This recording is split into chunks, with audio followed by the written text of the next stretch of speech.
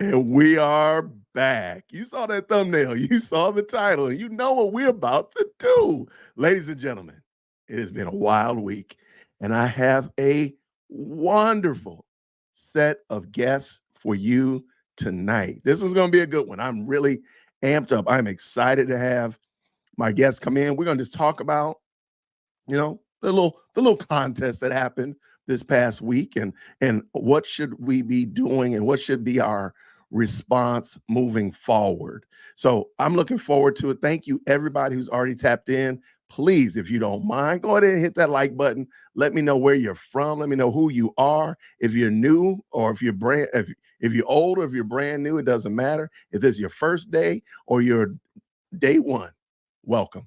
So with no further ado, let me go ahead and I gotta give y'all what y'all came for, because y'all did not come here for the hitman. Let me tell you who y'all came for. That's right, the Bishop, Brian Shannon in the building.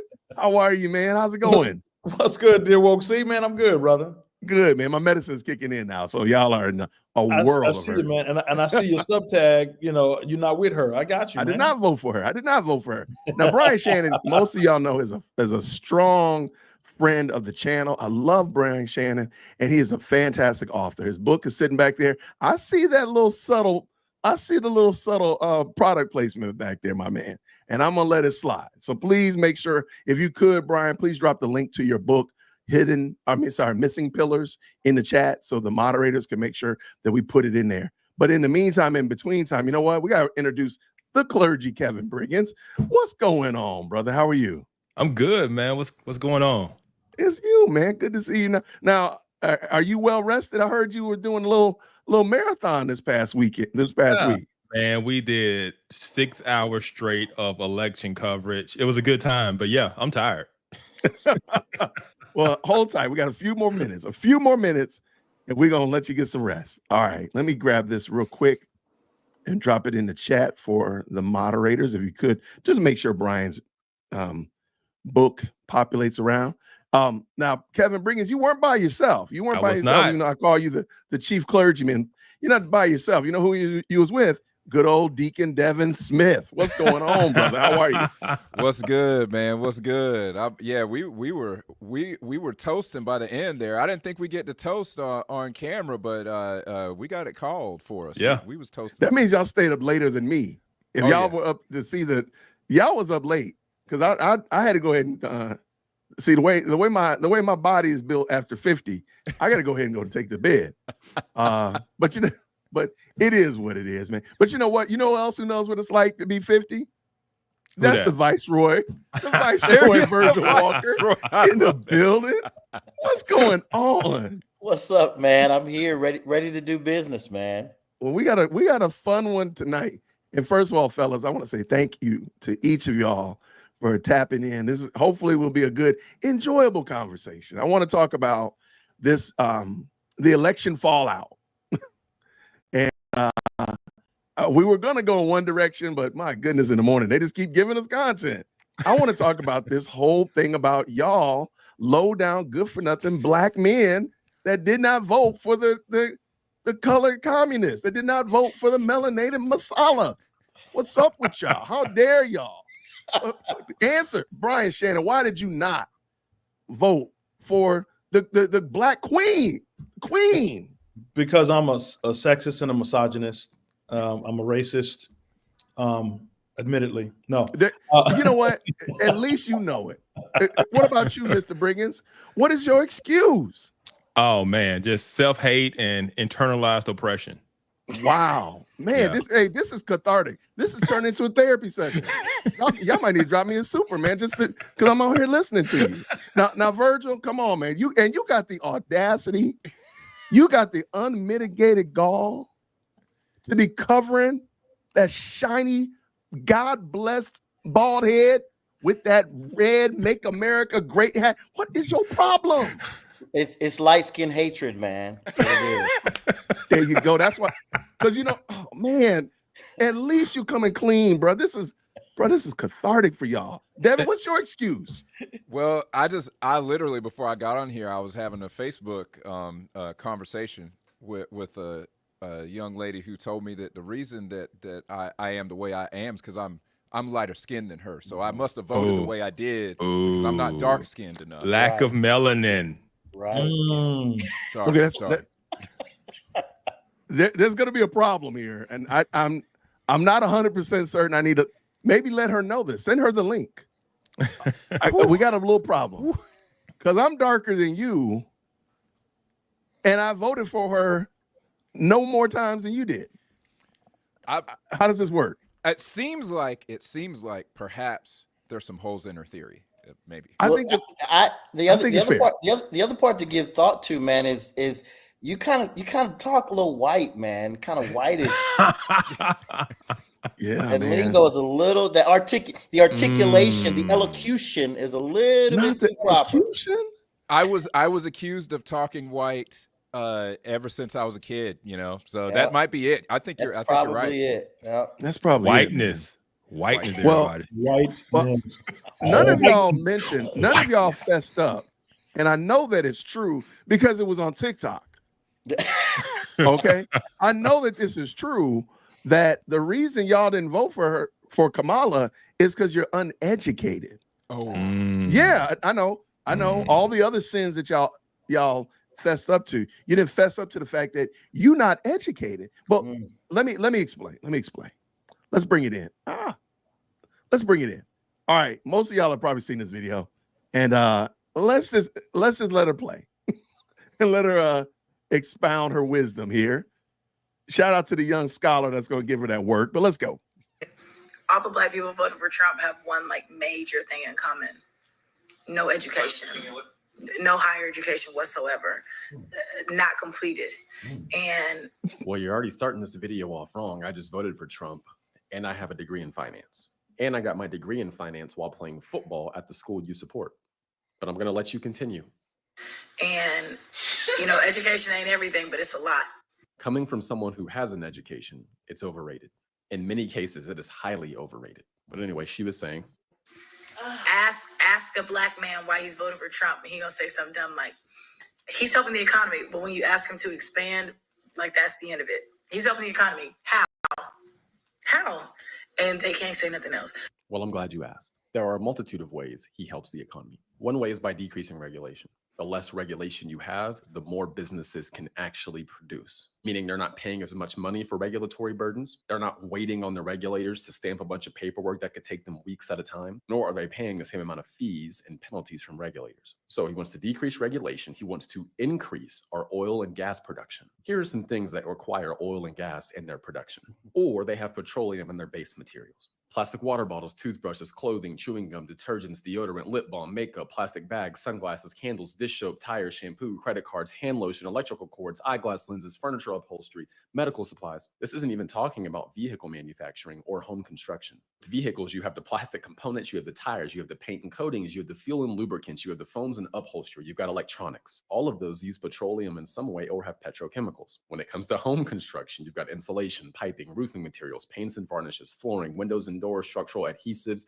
appliances, and electronics. So the higher oil and gases, the more expensive those things are. Now, that's not even including the oil and gas it takes to actually physically get the material to the plant or to the location where they're building the house. They use oil and gas to produce it. They use oil and gas to power the factories that produce these products. Then they use oil and gas to move these products to their end location where they can actually be put together and create a product. But when he talks about deregulation and drastically increasing our oil and gas output, yeah, that's going to help the economy.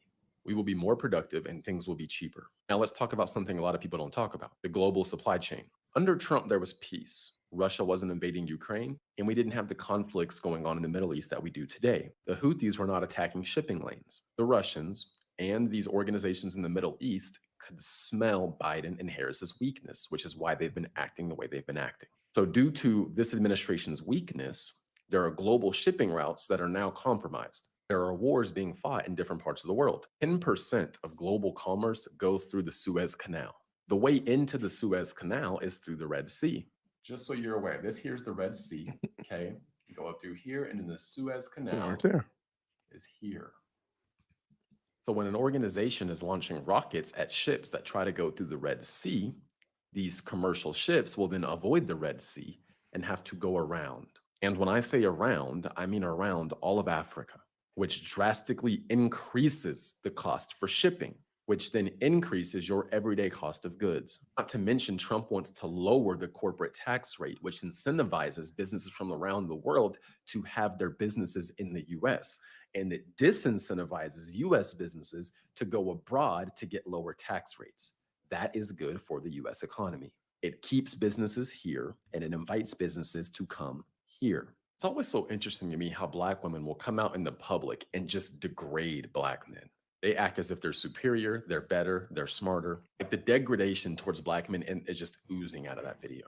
So then she receives a comment on that video and makes a video in response to that comment. Here's that comment. This individual said to her, "Can we hear why you voting for Kamala and what she did for the economy? Other than it's a Black female and also likes ratchet music. Come on now." So she was asked about Kamala and the economy.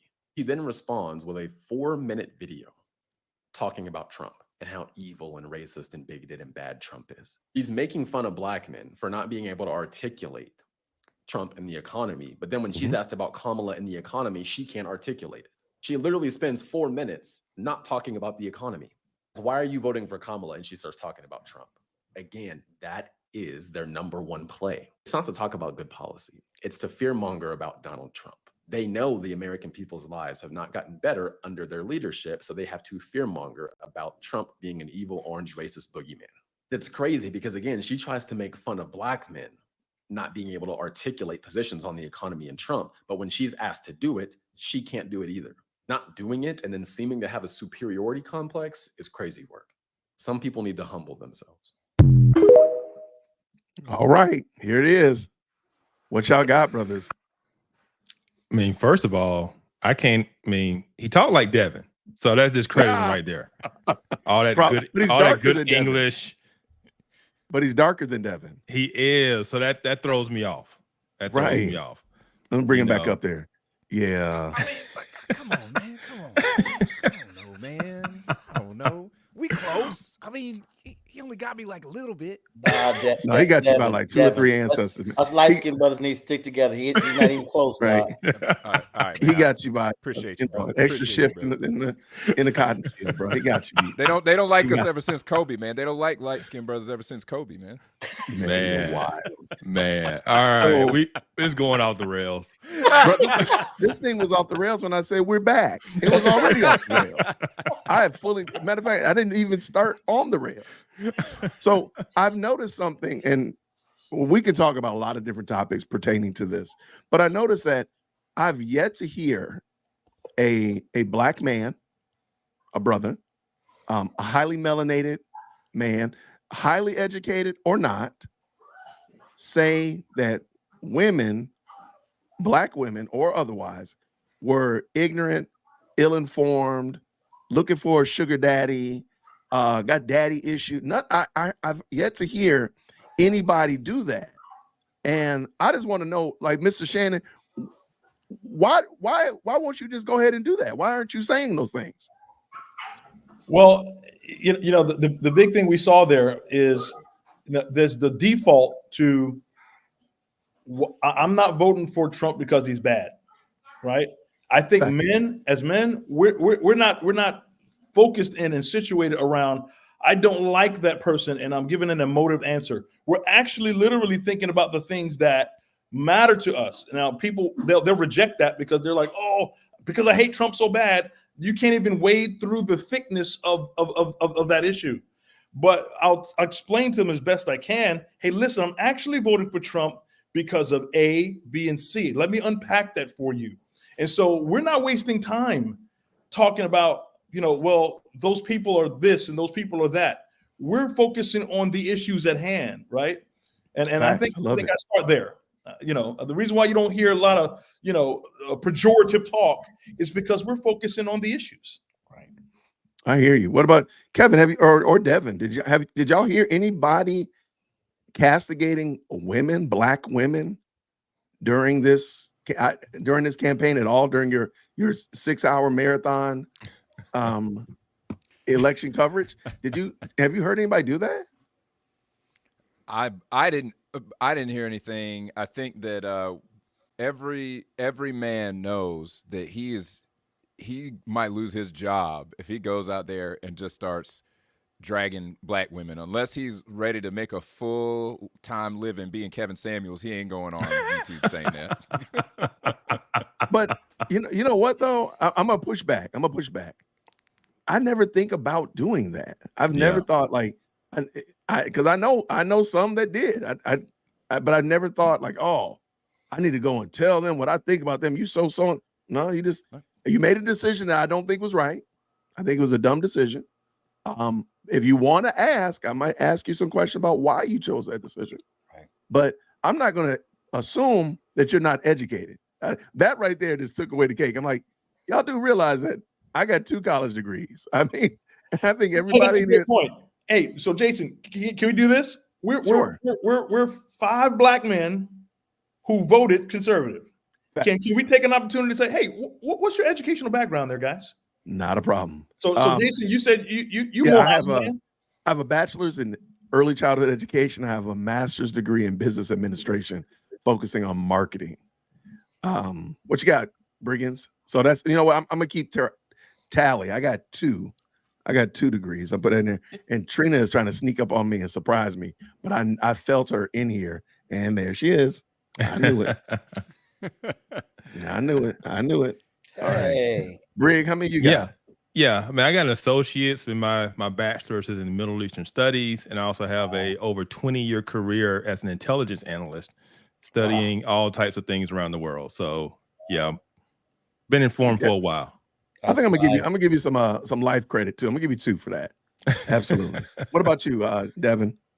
Well, I only have an associate, so they got me cold, man. I'm light skinned. I only have an associate's degree.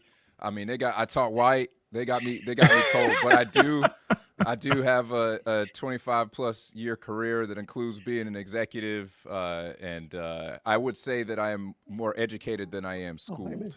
I love it. I'm gonna give you 0.5.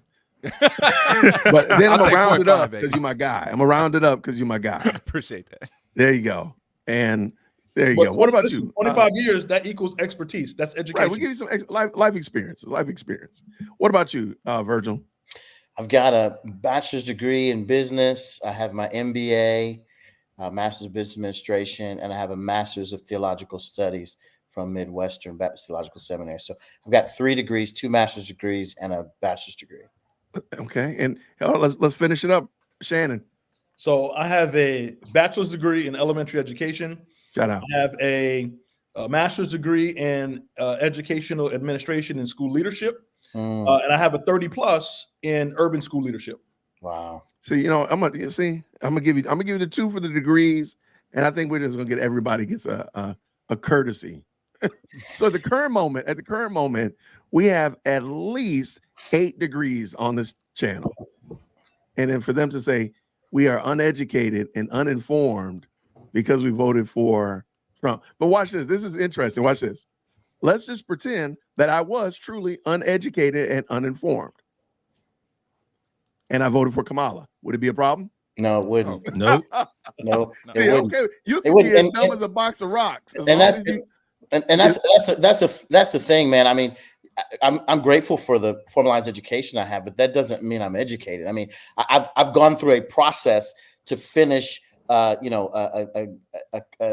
school's, credentialing, but that doesn't necessarily, especially given nowadays the kind of education people are getting, that doesn't mean I'm smart by any stretch of the imagination, or that I'm intelligent by any stretch of the imagination. It just means I went to classes, finished the classes, got a C or better, and made it through. I don't automatically, when I hear someone lay out their degrees or their formalized education, and I've got two master's degrees. I don't chalk that up to, oh, they're smart or they're educated. So I agree, because I want to throw this in there as well. And I'm just going to throw this out there. Oh, I meant to put our equation on there. Being educated, having a formal education, does not mean that you can properly discern worldviews. Exactly right. And that you can properly parse through these. I mean, again, you let, I might have to big screen this one, because I want y'all to get in trouble for this one. Y'all y'all let that Indian woman play in y'all face. Oh snap! And you Oh, sat there and snap. pretended like she was. Hey, Y'all let hey. her play in your face, and you pretended, you highly educated, formally educated people allowed her to play in your face, and you're like, she black. She sure is black. And looking like a whole fool, smelling like curry. And y'all sat there and let her play in your face. Y'all let her do that. And Hey, then you mad at me. I saw a comment on Facebook. It said, I know that lady glad she ain't got to pretend to be black no more. That's all I had to say. Make Kamala Indian again. Oh snap! Oh, It was a red hat. I was like, oh, y'all play too much. Y'all play too much. But that's my point. Like, look, you so educated, you so smart that you stupid, that you sat there and let that woman play in your face and tell you that. And then you castigate those who really are black because they didn't fall for it. Okay. They didn't fall for the okie doke. Yeah, we are not falling for this game. And Well, I just think it's. Did you see this though? Did you see how on the View? I think they made a comment on the View, and when Sonny Halston was making her appeal that this was racism at the basis of why people didn't vote for her, notice that she didn't say, and they didn't want to vote because she was black. She said, "Here we have a mixed race person, and we have a person who was a woman, and we didn't want to vote." Whoa! What happened to all the black talk? She black. Yeah, they didn't go there anymore. They went with mixed race. Well, why is she all of a sudden mixed race? Because they continue to vacillate when it's convenient for them to use whatever button they can push to guarantee that low informational voters will use that as the means by which they vote. And so it's interesting that the hallmark of the left is for you to be as low information as possible, and they use propaganda, right? And they use emotion to get people to sway toward whatever they're trying to push. I agree 100%. Emotion is a bad thing. Emotion is bad. It is. Go ahead, Devin. I will give her benefit of the doubt on her father. It looks like her father was black Jamaican. My mom is from the Caribbean. She's from Trinidad. Black people and Indian people get together all the time in Trinidad. Huge Indian population. Black people look different down there because there's so much Indian black. Devin, you are not helping our cause. No, okay. I'm about to mess Devin whole day up. Don't worry. Yeah, you're not helping our light skin cause, okay, bro. Yeah, that's exactly why you don't get to. That's why you are not invited to the cookout. Oh, that's why we trying to get you back in there. You over there? You over there pulling the other direction, man. Hey, look. Hey, my daddy's 100% black. So, but all I'm gonna say is when they do the thing where it's like, oh, she's the first like Indian woman. When it's convenient, she's the first Indian woman to do this, and then when it's convenient, she's the first black woman. Clearly, it was more advantageous when she was trying to run for president that they were gonna try to say she was black. Right. I don't care. Like that's my thing. Yeah. I don't care. What race she is. Like they make a big deal out of that. That's what y'all, when I say y'all, I mean the Democrats, the progressives, that's what y'all care dark about. Skin folks? Yeah, them dark skinned folks. Oh. Yeah, them folks that I'm about to get canceled. Lord of mercy. Yeah, don't get because I'm just saying, all these folks who say I'm not dark skinned enough, whatever, they care about that. We all here talked about the fact we're looking at policy. Right. We're looking that's at where we policy. Need to go. Yes. And so it's like, look, I would I vote for her if she was my only option, but she had the right policies? Yes, I would. I have zero problem with whether she's black or not or mixed or whatever. I don't have a problem with that. But it's like, because I didn't vote for her, it must be because she's a black woman. It must. Hey, it just goes to show you the privilege that is in this country for being black. Oh, right. Yeah. I ain't never seen people try so hard to say she's black and for her to want to be black because there is a privilege that comes with that. But apparently, this country is racist, though. Yeah. That's a great point, Kevin. Because guess what? At no other time in the history of our country has anybody ever strived to be black, because that's something that most of society did not want to be. Right. Fact. Yeah. You, even if you were mixed race, officially mixed race, you tried to gravitate to pass as much as you could, because nobody who wants to be black. When Rachel Dolezal was doing her thing, people were looking at her crazy, like who's trying to be black? Why would you do that? That's the worst thing you could do, according to Yeah. how Right. it's viewed. And all of a sudden, that's the we on fire now. We hot. Being black is the thing. You know what I'm saying? We've always been hot, always been popping. So let me ask you. So I think we all can agree that her race was not the issue, No. or whether she was pretending to be black or whether she was embracing her, you know, because I already queued up my video that I played earlier today of her talking about the fact that she's Indian. She says it. It ain't me saying it. She says it. And I was going to play it, Devin, if you kept talking. I was about to pull it in there. I was about to slide it in and drop it and say, this is her talking about she's Indian. But that's not the issue. The issue is not, and I think I agree with you all. We don't really care. It's the policies, it's the worldviews that she embraced.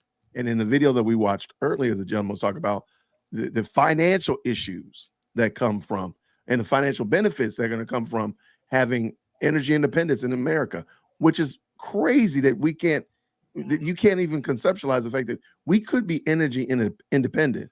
Right. How amazing would that be? That would But what other policies would you look at and say, this is a policy issue that I did not support Kamala Harris on? Anybody want to jump in? Man, let me say this. Setting up at the DNC abortion clinics. Yep. Right? That Yep. part. That part. Which says everything about who they are. So the celebration of the of the deletion. Sorry, I want to get anybody canceled. The celebration of the deletion and the sacrifice of children, of babies, and for them, this I think is that like a historic first, like setting up an abortion truck, like a food truck, and we got an abortion truck. That's crazy to me. Degenerate. And that should symbolize the people, particularly our parallel, or I would say our adjacent melanated brothers and sisters in the churches today, right? What people are those? You done lost me. You had too many intersectionalities. You lost me, brother. I don't follow you. Adjacent melanated brothers and sisters in the church. You mean the black church? Okay, all right. I was thinking white folk. I don't know, bro. You had too many intersectionalities, my guy. If anything, you would say, wow, this party that we're supporting has set up shrines to Molech right there in right there in the DNC. We can't support that. To start. I got you. Okay. Thank you, man. Thank you very much. What you got, Briggins? What is your what was a policy issue that you said you couldn't support? Sex changes for kids. I'm sorry, gender affirming care. I'm sorry. That's the terminology we're supposed to use, right? I don't care. Look, violating God's law and principles wholesale. Go ahead. Yeah, it was. I mean, this is dear woke Christian, right? It was the woke policies. It was the intersectionality. It was all of those things that and stuff that's pushed through the federal government. As someone who has, been in the military, and I will be out in 30 days. Yeah, I've seen it. You know what I'm saying? I've seen pushed down from the federal government level. And so, and this stuff just destroys things. And so all the social policies, weak foreign policy. I mean, there was just really nothing good about anything that she wanted to do. And I'll say this too, because I hate saying it, but the woman she's just not smart. I know the girl in the video was talking about education. Kamala Harris, when you listen to her talk, there is nothing of substance that she ever says. It's all shallow and talking points. She can't hold a long conversation.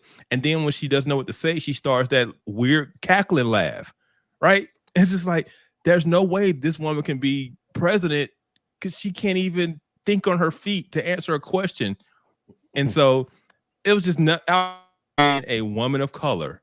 There was nothing attractive about her for the job she was interviewing for. I like it. Viceroy Virgil Walker, what you got? Man, everything from there's no there. She was a Manchurian candidate. Yes. She was an empty pantsuit that they put in place for the purpose of a whole host of other issues that they intended to ram through. They hoped that the intersectionality of who she was sufficient, and the hatred of Trump was sufficient enough to get her across the line. They really had no policies to speak of. I mean, for the longest time, I went on the website to see what it is she really stood for. I actually did another podcast with my brother Daryl, and we were looking for what her policies were, and it was empty because the thought. And she had raised $1 billion over the course of some months, without even telling you what she stood for. She goes on The View, and when asked what she would do differently as a result of the Biden administration, she says, "There's nothing I can think of." Well, the reason for that is because there was no thought in her brain about policy to begin with. She was only advocating the party line. There's no economic policy. The idea of giving people $15,000 or $25,000 for a house, you don't recognize that homeowners are going to love that, and they're just going to jack up the prices of homes, $25,000 more dollars. I mean, none of the things that she offered were of benefit. The only thing that was of benefit now, if you were illegally entering the country, there was tremendous benefit to being a Kamala Harris supporter. If you were from a foreign country, need to be dropped into a small city somewhere, Haitian or otherwise, you were good to go.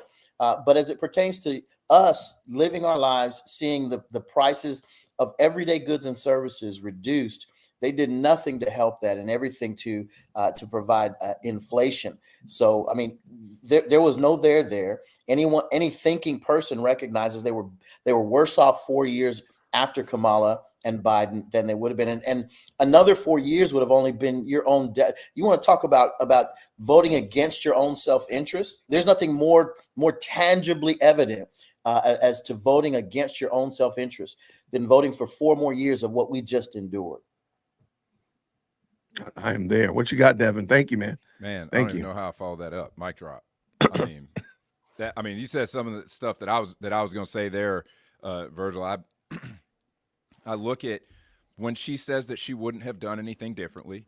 Right. One of the things that Kev and I have talked about on the show a couple of times is she's not really that bright. And you look at how she's navigated this, right? So she said she wouldn't have done anything differently. But then she says, well, I'm not Joe Biden. It's like, that's fine. It's fine that you're not Joe Biden. Everybody can see that. We're not that colorblind. We can see that. Maybe just a little bit more dark skinned than him. Brought it back. But oh, snap. Who did this? Oh man. Oh, man. Oh man. Oh, Oh man. Who did that? Who did that? Oh man, that's my Oh, producer God. Jason did that. I'm sorry. Hey, Devin, send Jay Witt a link to our merch. Oh yeah. Drop it in the chat, man. Drop it in the chat. Oh yeah. Absolutely. All Absolutely. Right. We're gonna bring it Yeah, up. we got some unburdened merch. Unburdened. I'm unburdened by what could have been. I'm unburdened by it. Unburdened. I'm unburdened. That's a dope T-shirt. I need that shirt, man. Oh, that's the thing. We're gonna make it happen. We'll make it happen. Yeah, I think that like the biggest thing for me is that if she says she wouldn't have done anything differently, okay, she wouldn't have done anything differently, but she's not Joe Biden. So what that tells me is the pain that I've been feeling the last 4 years, because I think I actually understand economics better than Kamala Harris because I've listened to her talk about it. She clearly doesn't know what she's talking about. She doesn't understand it. When she talks about she's going to stop price gouging in Price grocery gouging, stores. yes. Absolute. I mean, you have to be completely ignorant. You have to be completely ignorant of how economics works to say something like that, or you have to be lying. And I think that it is mostly the second, but there's a little bit of the first because both of her parents were Marxist activists. Her Right. father was a Marxist professor. Her mother was a Marxist activist. She clearly is off a rocker when it comes to economics. And when you look at that and you think, I'm going to get 4 more years of this, possibly even further left than what we have with Joe Biden, if that is even possible, because he was pretty radical. Yeah, no, there's zero chance. I mean, it doesn't matter who she is. If those were the policies, I don't care what she looked like. I'm not voting for her. I mean, it was a done deal before she even got up there. I got you. So let me point out something. I just want to tease this out. I'm working on a video about this. There's something, and I'm just literally working this out. I haven't even written it out yet. I'm gonna put out something. I think the end of this election started in February of 2024. Okay. Do y'all know what happened in February 2024? Wasn't she appointed border czar? No, that was early on. That was years Oh, ago. it's not. No, yeah, wait, trust me, Brian, y'all that ain't- never happened. She was never the border czar. She was never the okay? border She's czar never until the she border was. czar. Actually. You said, okay, February 2024. I wasn't thinking. That was earlier than that she was allegedly. Allegedly. No, here it comes. Shannon Sharp's interview with Cat Williams. Man, how in the world? What in the world are you talking about, Jason? That interview right there catapulted podcasting into the stratosphere like never before. And it demonstrated and showed at a higher level that I could do that. You could, I could do that. And I argue that that interview itself pushed a lot of people and just small content creators to get out and start doing this thing of getting in front of a microphone, getting in front of a camera, and just talking, sharing with their brothers, conversing, having debates, all that kind of stuff like that. Not saying that it wasn't happening before, but I think it really jettisoned it out in front of everybody. And people are like, yo, I could do that. Now, why am I saying that? Because I really believe that the influence of the mainstream media and, dare I say, the influence of celebrity completely flatlined. It had no impact at all. I mean, for crying out loud, Trump beat Kamala with Beyonce. Make that make sense. Make that make sense. And then with a side of Cardi B and a double portion of Meg Thee Stallion, and he still beat him.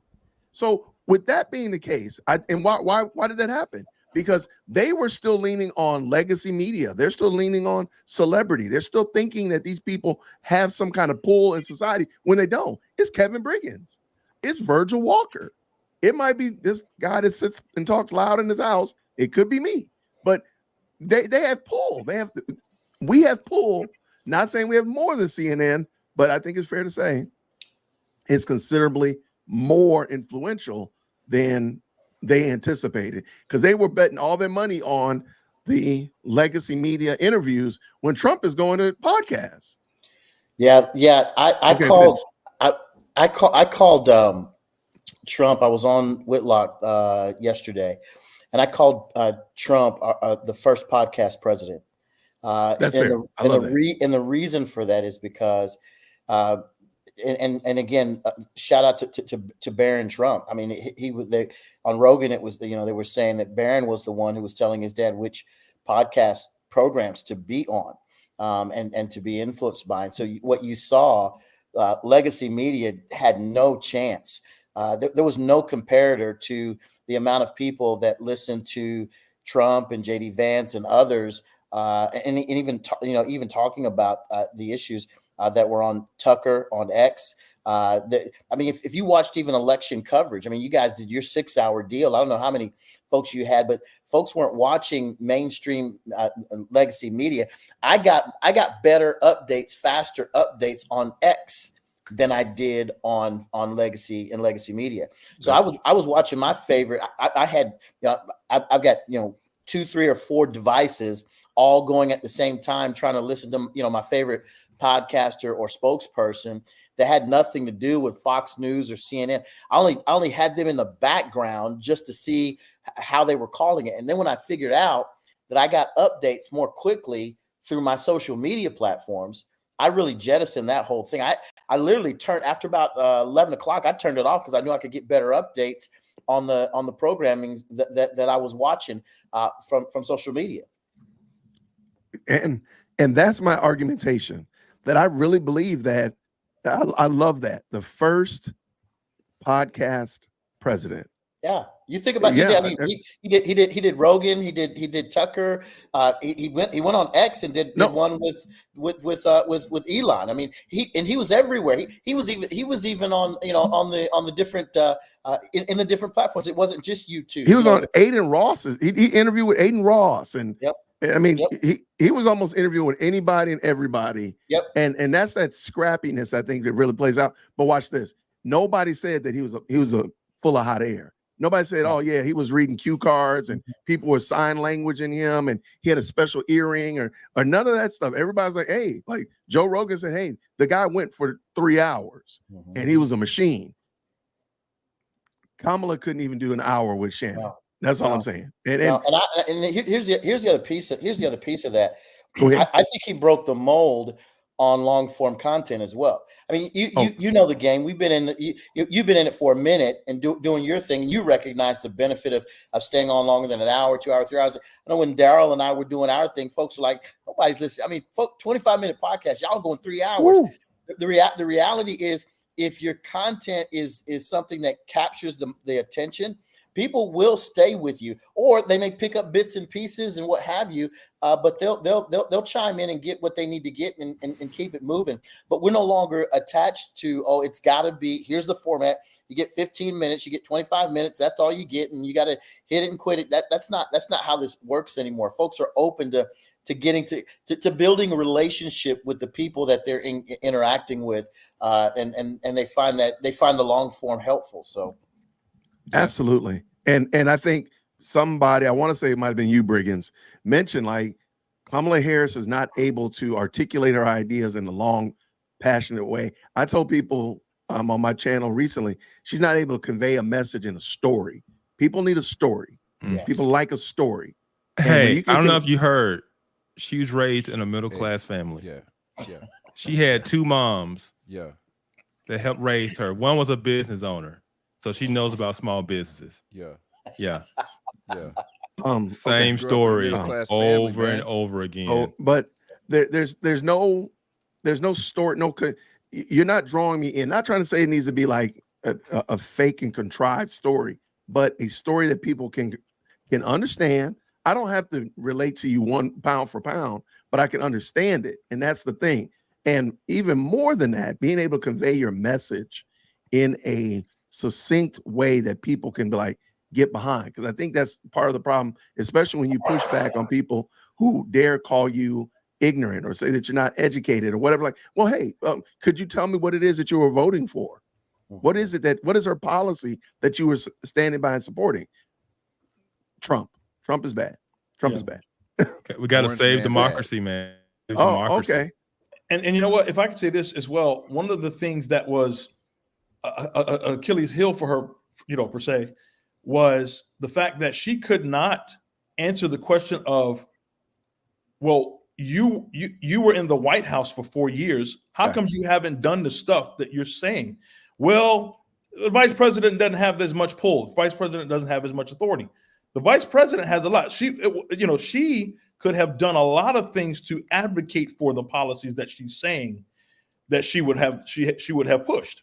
There's a lot of things she could have done, a lot of things that she could have fought for, but like she could not speak to that. And she could not also speak to the fact that she was in fact appointed the border czar, and the border was a clear dereliction of duty on her part. Is the worst influx of illegal immigrants in our nation's history in the past 4 years. Yeah, I agree. And then it also goes to show when we talk about her not being smart. Like you can't, it's like Devin was saying, you on one hand, you can't say there's nothing I would do differently than Joe Biden. Right. And right. She also bragged about how she was in the room and at the table when all these decisions were made. Right. She was trying to prop herself up as if I have the experience because I've been at the table. Right. And then at the same time, when it comes to criticism of the current policies or trying to say she's going to do something differently, well, I'm not Joe Biden. Well, you just got through telling us that you were at the table making these decisions with him, and so she just wasn't smart enough to either own the last 4 years as experience or distance yourself from his policies and say those are Joe Biden's policies. This is what I would have done differently. This is what I didn't agree with. She wasn't smart enough to even have an answer ready when an obvious question like, what would you do differently than Joe? She didn't have an answer. I can't think of anything because you're not smart. I mean, she can't think of anything. She said that, and we, I know why she was saying that. She was saying that because if she were to say that she would do anything differently, she runs the risk of dissing Joe Biden. Now, the problem with not distancing yourself from Biden is that people aren't happy with the job Biden did. Yeah. And you're running for the seat. You don't get to say, because she eventually said to a reporter was pressing her on it, and she said to the reporter, it's traditionally a vice president is not supposed to break with their president publicly on policy. You're not going to get me to do it. And I'm like, hey, you know what? That's cool when you're not running for president. When you're running for president, you have a responsibility, if you want the job, to tell me how you would have done things differently if you're saying things are bad. You got up in front of a crowd and said, yeah, groceries do cost 4 times what they used to cost. It's like, and you remember when Joe Biden said, hey, I did that? Hey, you did that. We did it, Joe. We did it, Joe. You did that. So what would you do differently? Like, I wouldn't do anything differently. It's like, okay, next. You're fired. As Trump would say, you're fired. You're fired. All right. So I want to shout out the high value man. My good brother right here has come in with $100 super chat. Thank you so much. Man, it's a blessing. Thank you so much, man. That means a lot for having you stopping through, but then also to have your support in that way, man. What a tangible way of blessing the team. Thank you so much. Could y'all, if you don't mind, in the chat, go ahead and drop that HVM, high value man, in the chat. I really appreciate it. Thank you so much. I also want to thank Captain Obvious for the $2 super. Thank you so much, both of y'all, for blessing the team, keeping this thing going, keeping this thing afloat. I appreciate y'all for sure. Great. Now, I'm going to come back to something that I mentioned before about being able to convey an idea. I know this is really crazy, and this one's probably going to get me in a lot of trouble. I really want y'all to think about it. Put your little tinfoil hats on if you need to. Do you really think she wanted to win? No. Now, like in the solitude of her own mind, do you think she was really like, I'm going to possibly win? No. Okay. No. So let's go, Shannon. What you think? Yeah, that's an interesting question. So funny. I saw a meme earlier today where this woman who impersonates her very, very regularly, and she's really good at it. But she said, "Yeah, girl, I didn't want that job. That was going to expect me to work." And let me also look. I know I'm all over the place. Let me jump all over the place. I also want to notice that every time you all have mentioned something that you've watched or some kind of content that you consumed, only rarely have y'all mentioned mainstream media. Everything that y'all mentioned has been almost so, except The View, and I think somebody was talking about watching the election results. Most of what y'all been talking about has been social media, what I call new media content. I just want to put that out there because nobody's saying, oh yeah, I was watching CNN and they said, oh, I was watching Fox News and they said. Nobody's saying that. Everybody so far has mentioned new media. Just something I thought about. Virgil, do you think she really wanted to win? Yeah, I do. I do think she really. Yeah, I do think she really wanted to win. I think she thought she would win. When you look at the numbers, man, she raised $1 billion. By the end of their campaign, they were $20 million in the hole. And so, yeah, they spent I think she was shocked that she didn't win, to be honest with you. And the reason is because, I mean, a message, a lie told frequently enough sounds like the truth. And they had flooded markets with messaging about her.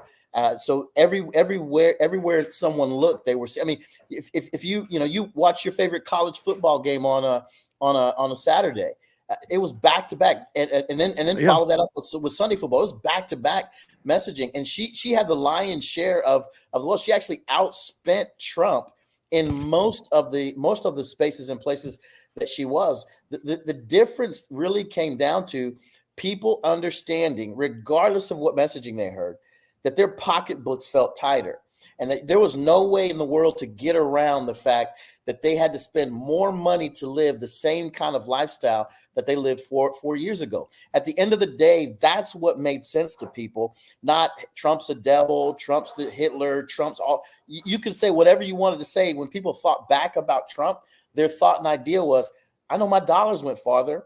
I know my gas tank filled up a little bit cheaper. I know I had a little bit extra money to go to that movie or go out on that date. And now I've got to beg, borrow, and steal and take on another job in order to make ends meet. And so no amount of messaging can overcome that reality and the lives of everyday people. And again, while she outspent Trump, I'll land the plane here. While she outspent Trump in every major area, she did not win. She did not advance the cause in any one of the districts, not in one. She didn't outperform Biden in 2020 in one of the districts that they overspent money in, not one. Okay. All right. I'm gonna have to put a pin on you because I gotta come back. I got some disagreement, but I want to let Devin. Do you think she really wanted to win?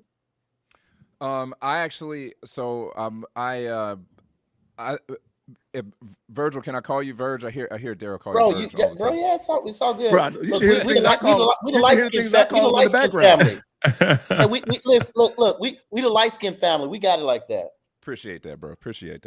So I agree with Verge. On she did really want to win. I think it changed as she got late in the game.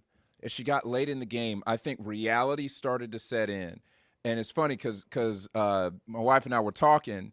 We were talking yesterday morning, and we think that when the stuff got real, and she saw really that she wasn't getting the support of the media that she expected to completely cover for her.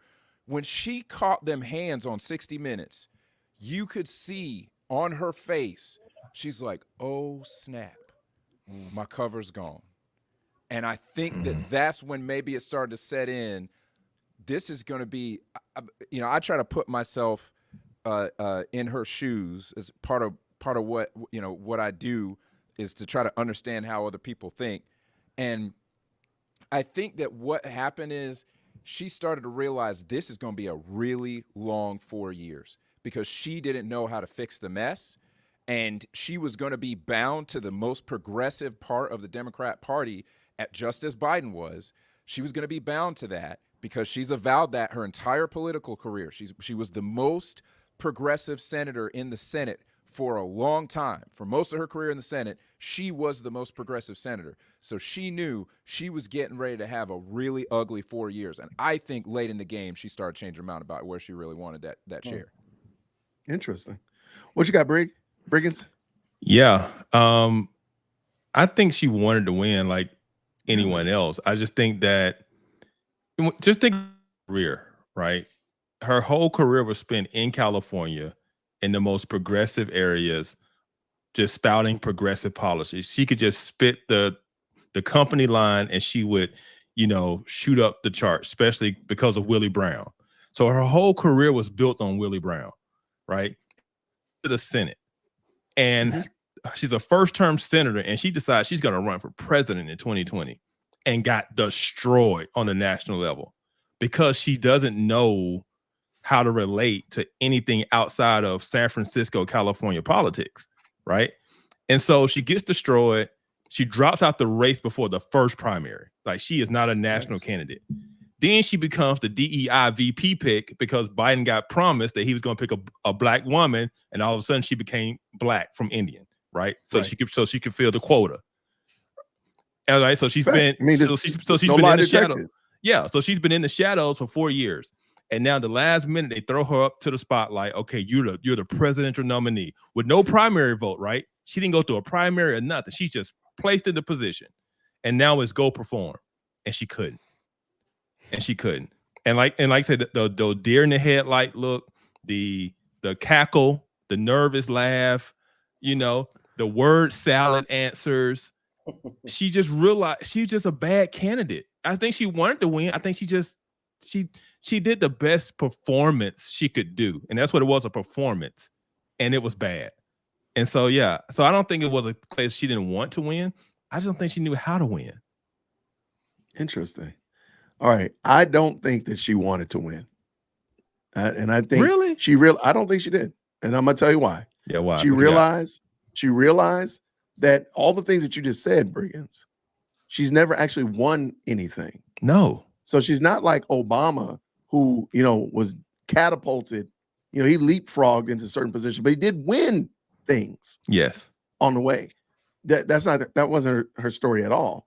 And I think when she looked across the pond and she saw Russia acting a fool, she sees what's going on in the Middle East. She didn't feel confident that she would be able to resolve those issues with an army of drag queens or with joy. People who are confused. Joy, man. Like with joy. She's not going to bring joy over there. She knows that. She's not going to dispatch joy at the border. She knows that and I think when the metal meets the meat, now I don't know when it happened, but she realized, like, I am not going to be able to do this. Now, the problem, I think, is something that Virgil actually talked about. Everybody was throwing money in there. So she couldn't just kind of like flag out and just kind of peter off. She had to go strong in the paint because they was sending money like crazy. And I think they wanted it far more than she did. And because you got all of these backers. And again, I just think people take a second and think about Donald Trump I think it's fair to say Donald Trump is probably the least liked in culture person to ever run for president. I mean, only thing worse would be like resurrecting the bad art student from Germany to have him run. That's the only person that could probably be worse than Trump. And he beat her demonstratively. On my live stream Tuesday night, we were talking about the Electoral College because I just knew that she was going to win the popular vote, and we were going to have this whole do away with the Electoral College discussion. The dude shellacked her in both of them. Yeah, make sense. I wrote an article about that for the Standing for Freedom Center, and try to make a case early on for the Electoral College, and just made a lot of people have no idea what it is or how it works or anything like that.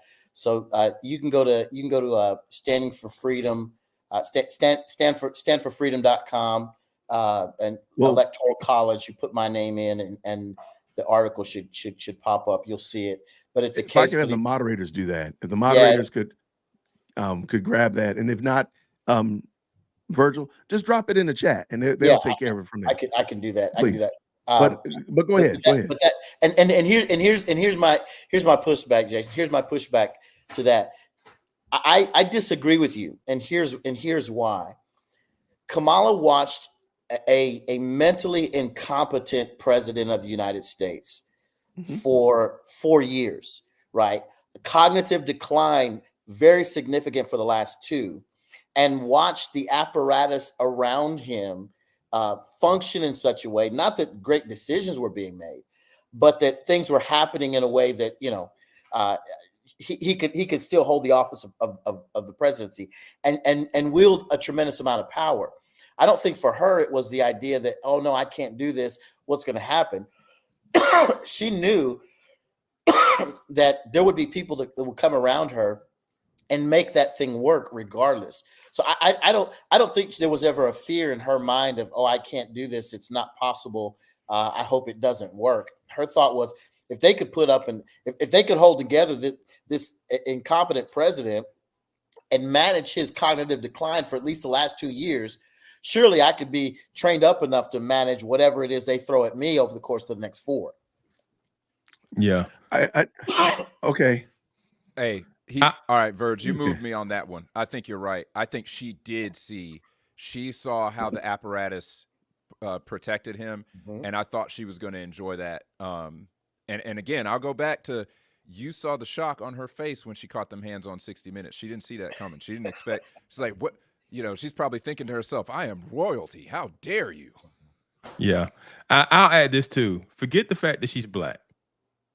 Imagine being in the history books forever, the first woman president, right? Yeah. For sure. That is, I mean, Kamala Harris's name would be remembered forever. She would be on street signs and buildings and make school.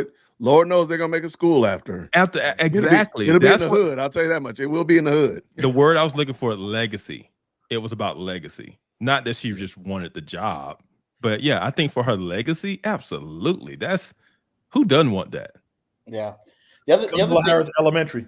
No, I totally agree with that. The other thing to consider, again, and we haven't talked about this, and I'm not trying to push the ball forward. So, Jason, you're running things. I just want to put this out there. I've really seriously thought about and considered whether or not, given the current condition of the president of the United States, if they wouldn't invoke the 25th Amendment to get him out. And I was looking very closely at that here in the last few hours, days, a day or so, because my thought was there's a real possibility that in order to get that little niche on the belt, that little I'm in the history books forever, it would be nothing for them to go in and say, hey, we're going to invoke the 25th Amendment. We're going to bring him out. Kamala's going to serve as president. She'll run the transition. She'll be considered president for a bit. Her name on the name in lights. First black woman president, and we check that box and move on. That would be actually not a bad thing, in that you could check that box off and not have to worry about hearing about it again. In the way, I mean, because if another black male president, if another black man, he wouldn't be the first. It'd be Obama was the first. So you check the box and move on. I would just tell you to shudder at the thought. Okay, that's fine. Let's say they remove Joe tomorrow. Kamala's in place. They have the first black woman president. Got it. And now that box has been checked. What kind of havoc do you think is in the next box that they want to check? That's what I think you need to think about. What's the next box?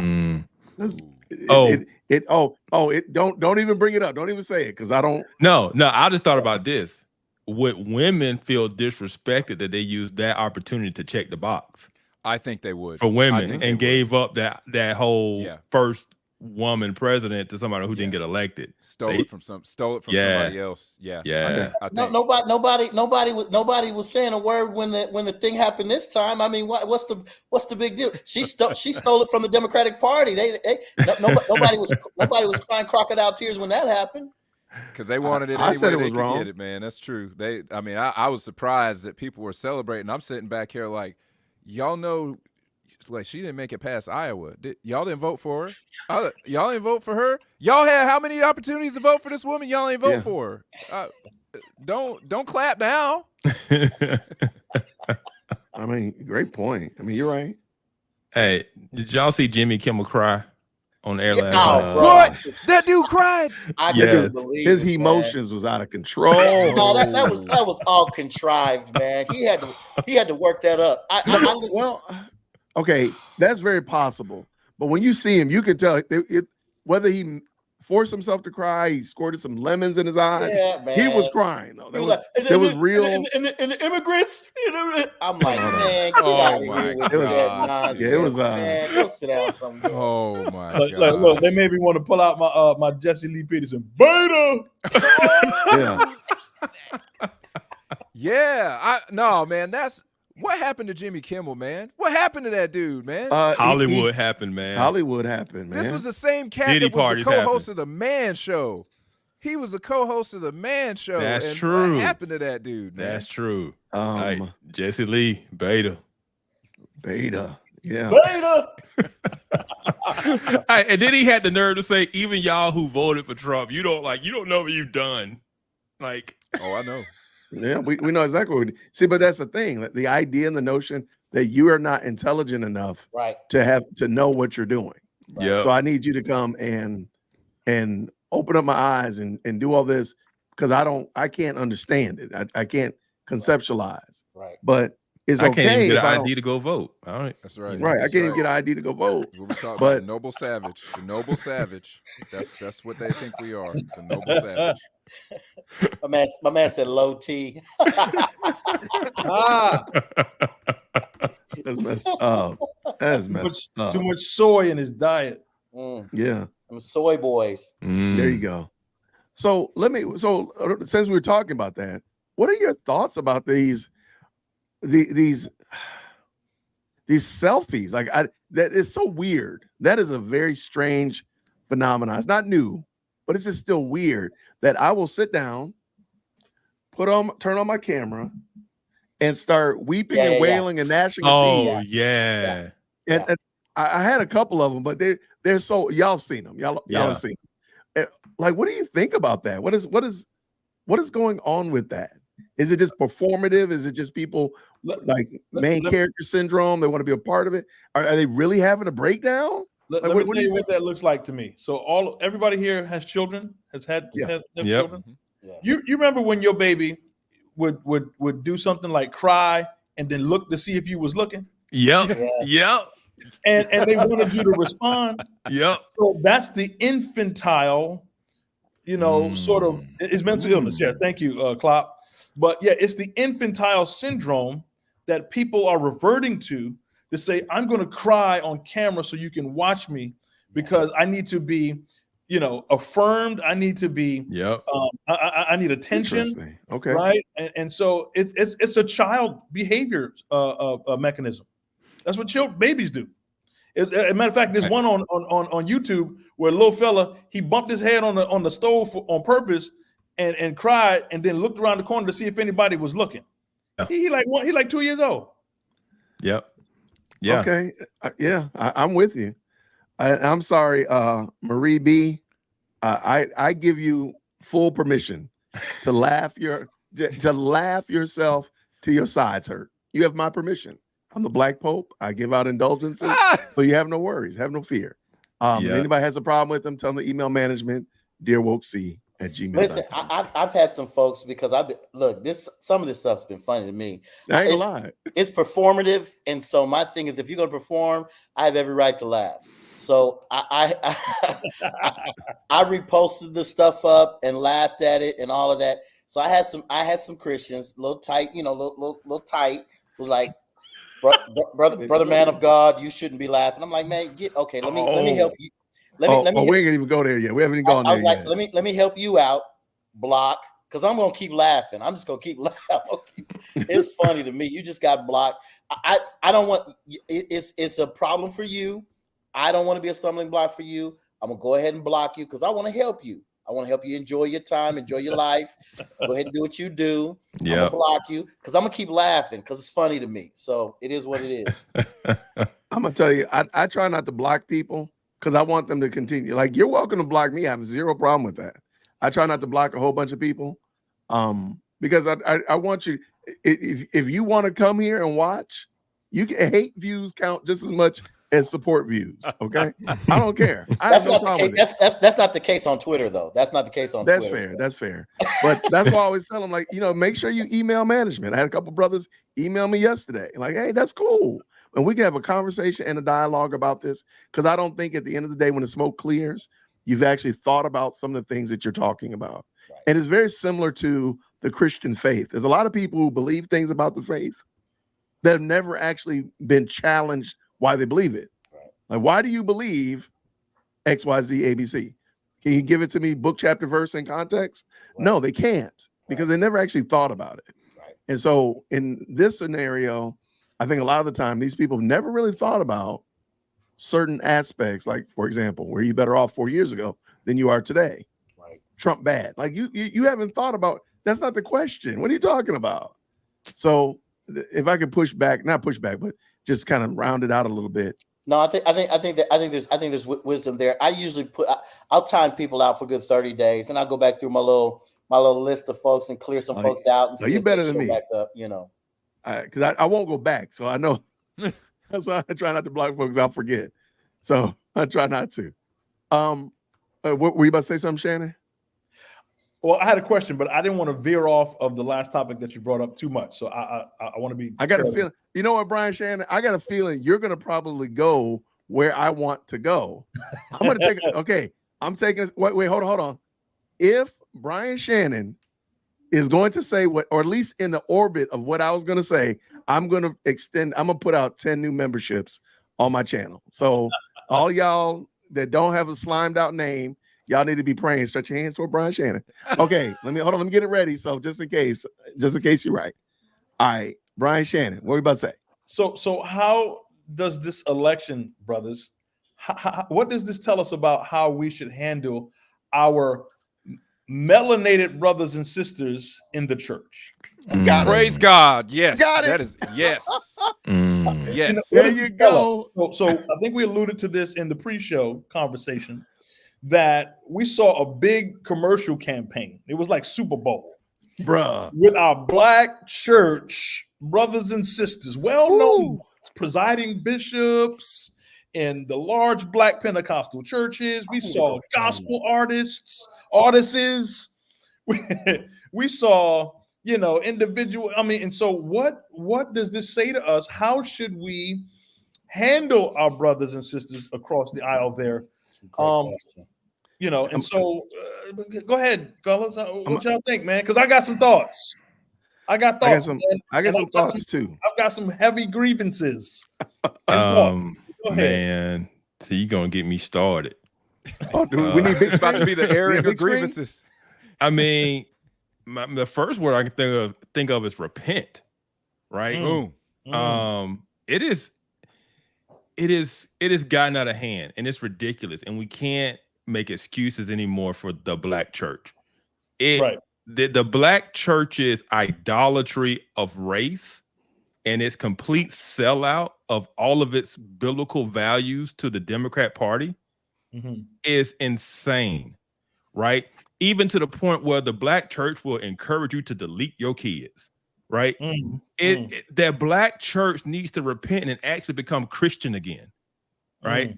And it's sad, and I hate to say that, because so many people go to church on Sundays and all they hear are social justice, political rhetoric, or it's your season, right? And so they're biblically illiterate. They don't know the scriptures.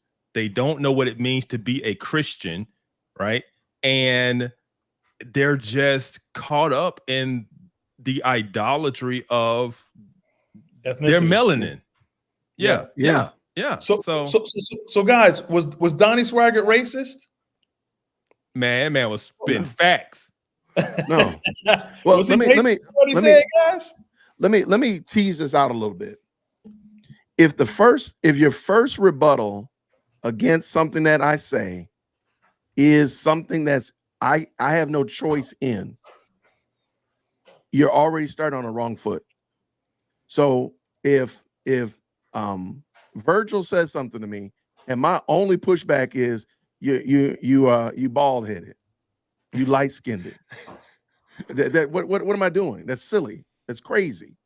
And so if the first pushback to Donnie Swaggart or another person that corrects the culture and says something is that's a white person, or that person is from up north, or whatever, some characteristic that they had no impact on and they had no decision in, to me that's already showing that you don't have a valid argument for what it is that they're saying. So, like, for example, we were talking about the fact that Kamala had no problem sexualizing black women for her vote, for her campaign, whatever that thing was called, for her campaign. But if a woman of less melanin said that, they were getting their feelings about it, rather than point out the fact that y'all wouldn't see Trump having a Hispanic woman twerking on stage for him. No. Matter of fact, let me. I'm kind of going off, but I promise I'll be back. Matter of fact, let me get myself in trouble. Trump brought Amber Rose on the stage during the RNC. Y'all remember that? And everybody was like, "Oh my gosh, Amber Rose, is she gonna pull him out and start whatever?" She didn't. She didn't. She was very respectful.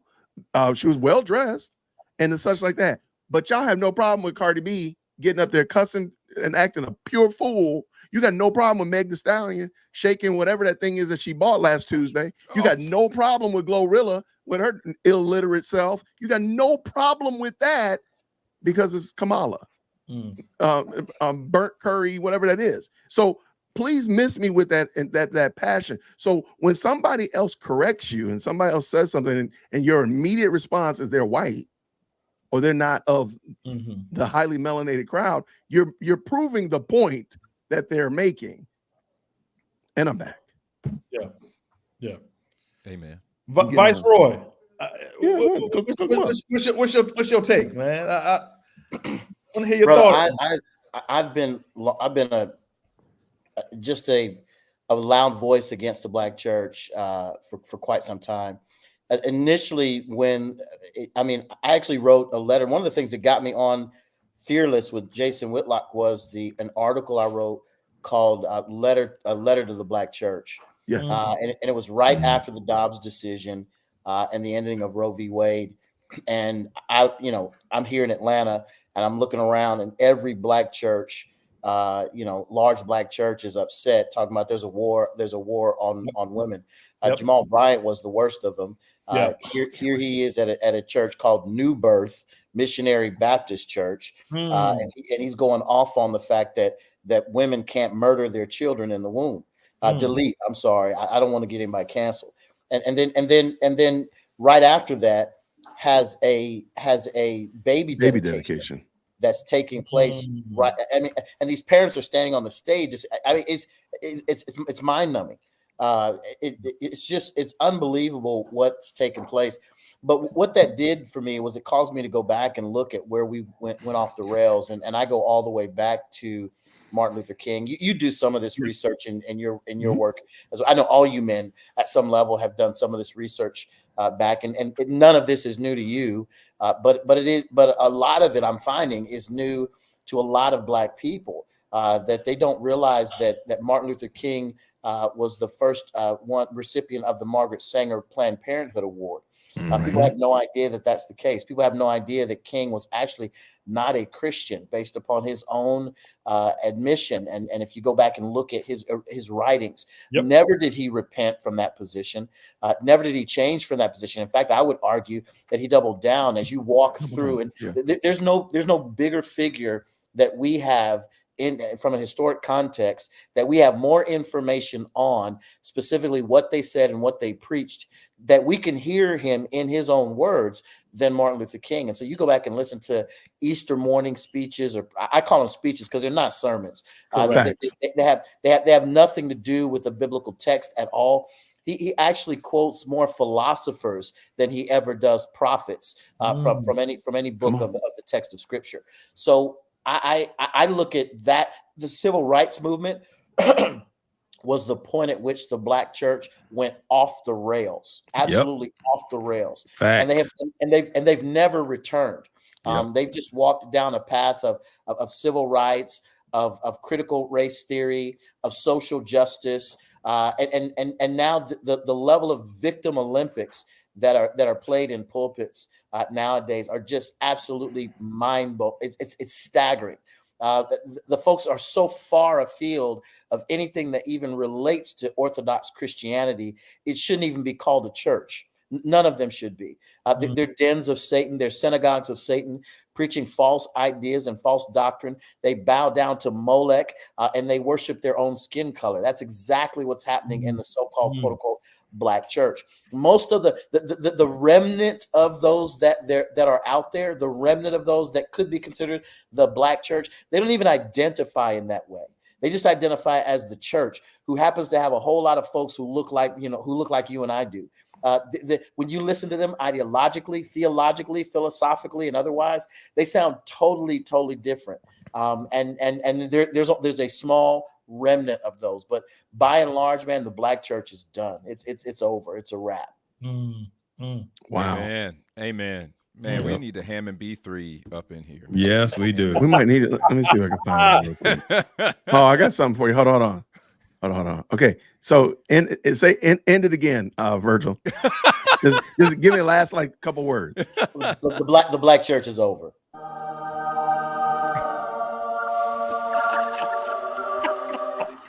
You went a whole different direction than I thought you would go, bro. I couldn't find a better one. I got to work on my sound effects, y'all. I'm working on sound effects. And if I could say, man, Verge, well said, brother. I've struggled with that. I got folks that dear brothers of mine who have had been in a relationship with for years. As I've stepped away from those kinds of churches, they're still there, and I find myself trying to give them a biblical lens to see what they're not seeing. I'm like, okay, let's come at it from this angle. Why would you support this? Right. Or why do you believe this? Right. And they would continue to give me the default, just like you said, would be ethnicity. Mm-hmm. It would be Trump racist or this, that, and the third. And I would say to those guys, I said, okay, well, listen, if you really compare MLK to Trump, tell me what's the difference. Bro. There you go. There you go. So in your mind, I'm gonna tell you this about what you just said. In 2027, they're gonna open up the files on what took place under MLK, and the level of depravity that will be uncovered will be mind blowing. But here's the reality, Brian, and that is this: Black folks won't care. Yeah, right. They won't. No. Exactly. They will not care. Exactly. They will not care that he was having sex with so many women. It was unbelievable. That orgies were run. And listen, this is stuff that you can find in the books, in the pages of the books of the men who were around the king at the time that he was alive. So this is not well, some conspiracy theory kind of somewhere kind of thought that no. You can go in, you can unpack the books of those who've written in during his time and have since written about him and find a lot of this content. But my friend Vince Ellison does a fantastic job of covering a lot of this stuff in detail in his book, and all of his stuff is sourced with original source content. But I want to go back to something the question that you asked, because at the end of the day, here's the deal. We all know what I just said to be true. And we're going to yes and amen, even to Hammond B3 it. But that will not change the fact that you and I have a heart for those who look like you and I. Right? That won't change the fact that you want to see folks come out of the darkness into light. And I don't, and with this, I'm not even talking about the light of some political party. I'm talking about the light of truth. And so you want them to stop thinking about issues. They're being told that it is okay to delete children in the womb, and you're looking at them like, in what century, in what time frame, on what planet were you ever thinking that was a biblical idea that you could hold while claiming to name the name of Christ? That's absolutely crazy. But here's what they say, Verge. They say you can't legislate morality. That is a common talking point in most of these churches. And I'm like, first of all, it's the dumbest point you could ever make. Number one, because First Timothy says the law, Paul would say the law is actually given for sinners and lawbreakers and sodomites and individuals who are murderers of fathers and kidnappers. The law is given for that purpose. So what is the law? It's not about legislating morality. It's about protecting those who can't protect themselves and highlighting what is good. If they understood what law was designed to do, legalities, law was designed to do, there is not a law that does not legislate morality. There's not one. Correct. There isn't any law that is not legislated. The question is whose morality is being legislated. That is absolutely right. That's the question. Is it the law of God? Is it God's law? Is it His truth? Or is it the law of Satan and the world and the law of mankind, right? When we say thou shalt not murder, and that's a law, you're legislating God's law as far as it pertains to the value of a human being created in the image of God. When you say thou shalt not steal, and that's a law, you're legislating morality, that there's property that belongs to an individual that should not be coveted to the degree that you take it or snatch it or take from others that which doesn't belong to you. All all laws, all of them legislate. The question is whose morality? When the law came and said now that men and men can marry, well, that's a law legislating morality. I would say it's deforming. I would say that is immoral. It's an immoral law, but it has been instituted, and those who've put it in place and abide by it and engage in it will be judged by God, because he is the ultimate lawgiver and the one who holds authority over the whole world. Come on, man. Amen. come on. I love it. That's what I Go ahead. do when I deal with people. When I deal with people on this stuff, when they start talking about that, because that's one of the things that you can't legislate morality. That's one of the first things I come back at them with. It's like no. Every law is a judgment about what is right and wrong, and so you are asking what you really want. What you really want is to have it your way.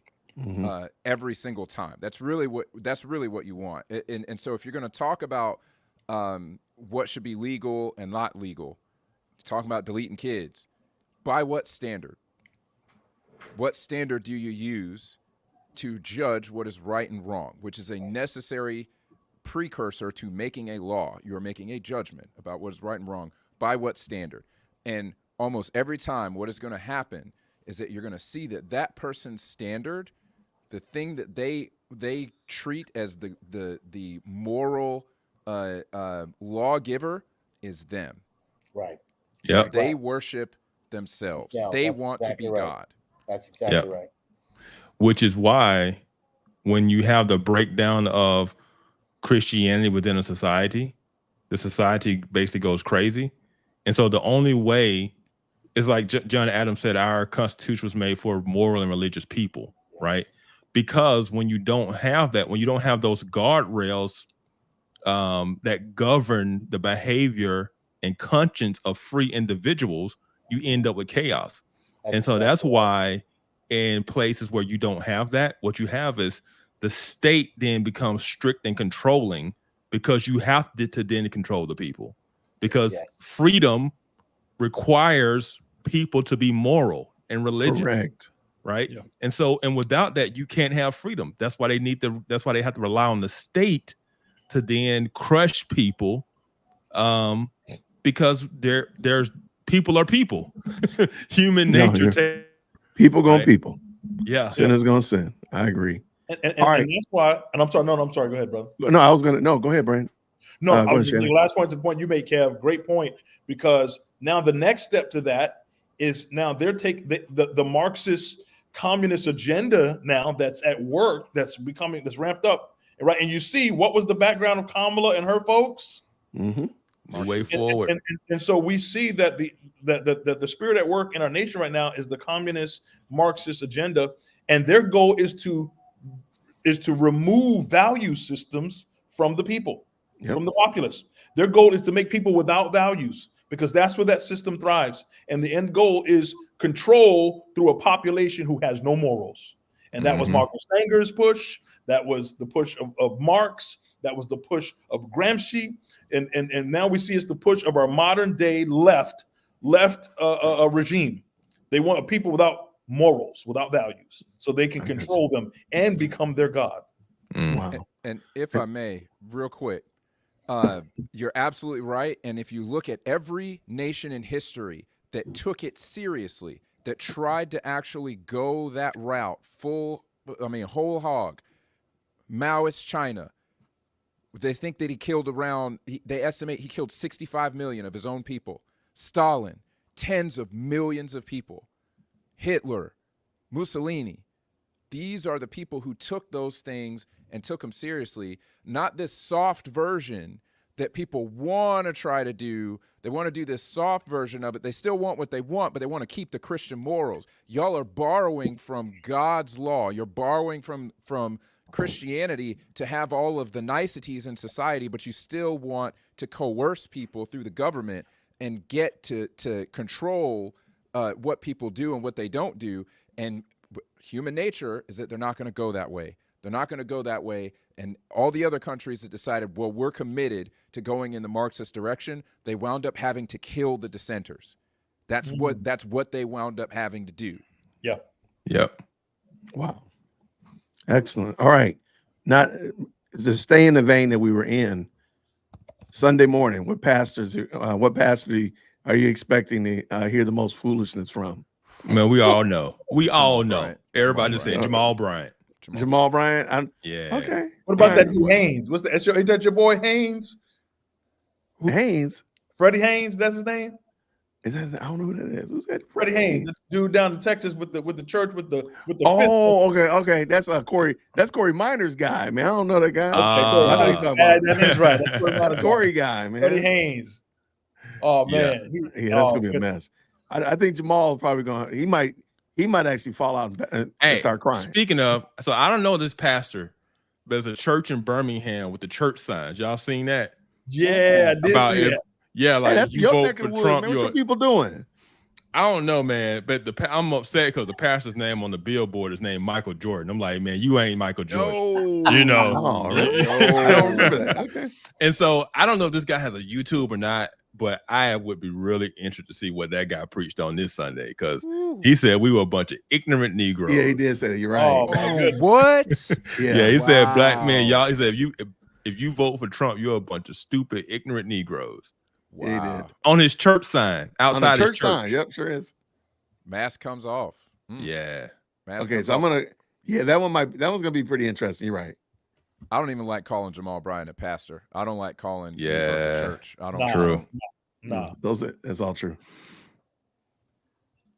Yeah. I'm with you. I'm with you Yeah. 100%. I appreciate this topic though. I appreciate this topic because I'm with Verge. I'm done. Like I'm done with the we gotta we gotta show respect. We gotta yada yada yada. It's like okay, in a certain respect, I'm gonna show respect by telling you the truth.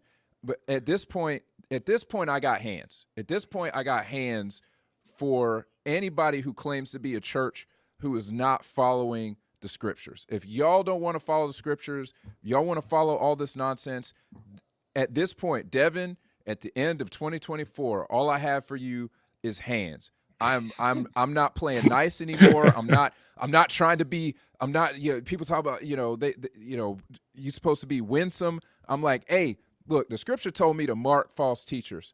And I got hands. All I got is hands. Because this is ridiculous. The level at which I saw the black church go hard in the paint for everything that's directly contrary to the word of God. Yes. All I have left for you is hands. Yeah, I think like the approach we should see is somebody said, "Ouch." The approach we should see is, like, hey man, after I've already appealed to you, you've heard the truth, you've heard the gospel. Now I should treat you like a publican and a tax collector, and treat you as one who just need to get the and just treat you like one who doesn't know the gospel. I need to treat you like an unbeliever, right? I'm not going to assume that you're brother anymore. Yeah. Well, you know who's not my brother? This person at New Era Baptist Church. Yeah, that's the one. New Era Baptist Church. Yeah, that's the one. Right. In Birmingham, Alabama. That dude church signs are wild. Yeah. But hey, while we're talking about the black church and we're talking about voting, we got to talk about the black matriarchy, right? Please, yes. Because, I was hoping we was gonna land here. Yes, because when you looked at 92% of black women voted for Kamala Harris, right? When you see Jamal Bryant talking and the things he's talking about, like a black woman did this for you, a black woman did. These dudes are catering to their audiences, which is a bunch of black women who are in the audience with their hands up, talking about amen and pray. Yeah, the black matriarchy is what is completely feminizing and destroying the black community at the same time, right? Because you push the black men away, right? So that you can be a strong, independent black woman. Strong. We put our single mothers on pedestals, right? So the most virtuous thing you can be in the black community is a single mother, right? And the church is full of them because this one black man that's the pastor does not like competition, right? So he doesn't surround himself with any other strong men. So he pushed the black men. You have a congregation full of women who just follow behind the pastor, anything he says, right? And so And then these pastors are pushing the Democratic message or Democrat Party's messaging to the women, right? And then the women are raising the boys. And so it's just this continuous feminization of the black church and the black community and the black men. And at some point, the black matriarchy got to look in the mirror and say, we have messed up, because they are content on not giving up the power they control. The black women running. Man, vote like a black woman. Vote like a black woman. Really? What does that say about the black community? Where's the male leadership? Where are the men? Right? They cater to women, and then they guilt men into supporting the women. You got to support a black woman. You know, the black matriarchy is out of control. It's out of hand, out of pocket. But I think also we can add to it that there's a level of disconnect with recognizing problems and recognizing that something's wrong. So if the black matriarchy were driving a car, all of the engine panel lights are on. Okay, all of them are on. The check engine, the radiator, the tires are not properly inflated. Everything, the battery light is on. Everything, all the lights on the panel are on, and they're like, "Oh, everything's great. This is just wonderful." And they're not able to recognize problems and, dare I say, admit that maybe it was bad that I hit that big pothole, or maybe it was bad that I didn't, put oil in the engine. Maybe that sound isn't a good thing, but they'll just keep telling themselves that they're not, and they see the community that they're producing. Right. Because we've got better than we've got entirely too long of communities that have been raised without fathers in the home and fathers in the community. Come on, let's stop playing game. Like, admit there's a problem here. Yeah. But they won't see that. Hey, Brian, you got anything on that topic, man? You know anything about that? Yeah, yeah. So here's what I would say, man. Here's what I would say. So a part of me is 50-50 on this, because a part of me says, yes, black matriarchy is a problem for sure, which dates back to, the whole welfare state and the incentivization of men to walk away, so forth and so on. However, man, I read Isaiah chapter 3, and God says, when the nation's leaders, who were men, right? So that was implied in the text, that the men, the priests, the men who were to carry the law of God, when they were turning their face against God, children became their oppressors and women ruled over them. And that started with individuals who were not putting the spine in their backs and adhering to God's word. And so I think there needs to be a revival of black men and black patriarchy that steps up and says, okay, we are the leaders, identify ourselves as leaders, and do the work of leaders, so that those women will take their cue from men. So I think it goes both ways. And I'm with you, Kev. I'm with you, Devin. No, it does go both ways. And the attitude of black women are a problem, for sure. Yeah, it goes both ways. And I believe it always starts with the failure of male leadership. 100%. Always does. Because what we've done over the years is we've continually pointed the finger at black men, right? Correct. It's always the black men left. We never thought about the fact that your mama ran him out. Right. Your mama married the government. Right. And so we praise the single mothers. We praise the women, and we never held them accountable for their role in things. There's that word. You can't use that word now. Yeah, and so we have had time out. You can't be using. We got to put you on big screen when you use that kind of word. That's a big screen word. What, the word accountable? There you go, man. He's doing it again, man. I'm just saying, man. Like, we've had this one-sided thing of men leave, men are the problem, the women are strong. Let's praise the women, and then the women get praised when they run the men off, right? And so, I mean, we joke about the difference between Mother's Day and Father's Day, right? But there's just a difference in how we value and we praise and we uplift our women. But at some point, we got to look at the fact that a lot of black women in the 60s and 70s and so on became very empowered, right? Whether it was through, I don't need a man, then I don't need a man culture. They married the government in a lot of cases because you no longer need a man to provide, because the government would provide for you. And then, like I said, you just had women, the whole feminist movement, the independent, I'm a strong black woman. A lot of those views our women adopted, And when they adopted, yeah, the men left. Men no longer even had responsibilities anymore, because if he leaves, the government's just going to step in. The black church lost its role in terms of shaming people and holding people accountable, because the only thing the black church cared about it from that point on was politics and what the government was going to do. So yeah, we're going to go vote Democrat so we can get more money for our single mothers, right? And everybody just married the system. And here we are decades later, and we have 75% of children are born to unwed mothers, right? Only 1 in 4 women in their lifetime will get married. And this is the key. And this is the key. Women control who they choose to be with. Right? Yeah. So if 75% of the children are being born to unwed mothers, that means unwed women are choosing to lay with these men. Right. Right. And so that word again, accountable, is all I'm saying is, at some point in time, we got to look in the mirror and we have to say, our black women also need to look in the mirror and say, we can't keep doing this. Right. Right. And then the Democrat Party running commercials telling you to, I mean, it's just the way they split men and women apart, and the way they try to get even the few married ones to don't listen to your husband when you go in the voting booth, do what you want to do. And it's just they have destroyed us. Yeah. Yeah. And it's just frustrating to watch, and to watch these people just continue on worshiping the things that were meant to destroy us, and holding those things as close to their identity as possible, you know, and it's as if that's black. That's what it means to be black.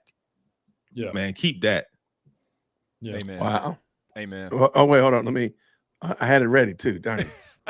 Music ready. I'm just saying, man, like I said, that article I wrote about, it's so much of what we deem as blackness is really just Marxist. Yeah. Wow. Right? It's so much of what we deem as what it means to be black. You got to keep going. You can't stop preaching in the middle of the Hammond B3. Come on now. You keep He was preaching. enjoying. He was taking it in. But you're so right, Kel. That's a good catch, man. Good catch. You're so right, because the thing that the left is counting on is the decentralization of male leadership in the black home. Because without a man who stands up like a Joshua and says, "As for me and my house, will serve the Lord," without that, you can control the sway of the way that population votes and who they support and what they believe, and you can block information. Let me jump in here real quick. Isn't it interesting that they try to weaponize the relationships and the issues between male and females during this campaign? Yes. And to the point that you had Obama out here trying to father, trying to like scold us like he's Bill Cosby and we're Theo or something. Like, what are you talking about? Like, what are you doing, man? No, man, don't get me started. You gonna do something with your life? I'm gonna let y'all take that one. I'm gonna let y'all take that one. No, Kevin. No, I'm Kevin, just saying, man. It was just like screen. Nah, it was screen on him, my brother. I mean, like, where I'm from, man, I'm a grown man. Who you talking to? Who are you talking to like this? Like, well, let me say it like this. I fault the men that sat there and listened to it. Oh, absolutely. It was your fault. He should have been speaking to an empty room. Yep. If y'all didn't get up and walk out, that's your fault. Before I told him where to go and sit down. Right. I wouldn't have been sitting there. So therein is the issue. But I just think it's interesting how they try to weaponize during this campaign. And we're seeing it now with the whole sorry, good for nothing black men. If something happened to you, we ain't going to come and protect you. Ma'am, I do not wake up in the morning waiting for my wife to protect me. That's the last thing I'm doing. I need to go back to sleep. But the white supremacy, man, it's the white supremacy. I'm not waiting for my bride to do that. That's not her job. That's not her responsibility. Even if that were real, to the degree that they're trying to make it sound like it's real, that's my deal. That's my giant to slay. That's my lion to chase down. I ain't expecting my girl to do that. She should be like, oh, Jason out there slaying the giant and chasing down a lion. I'm good. They don't need to be worrying about it. I'm not waiting for my daughters to go out here. What is wrong with you people, man?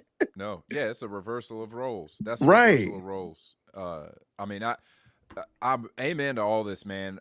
One of the big things that just, as I was contemplating, what the election means, and just kind of a lot of the things we've seen really over the last couple years, you started to see black men start to stand up and say no more. Yep.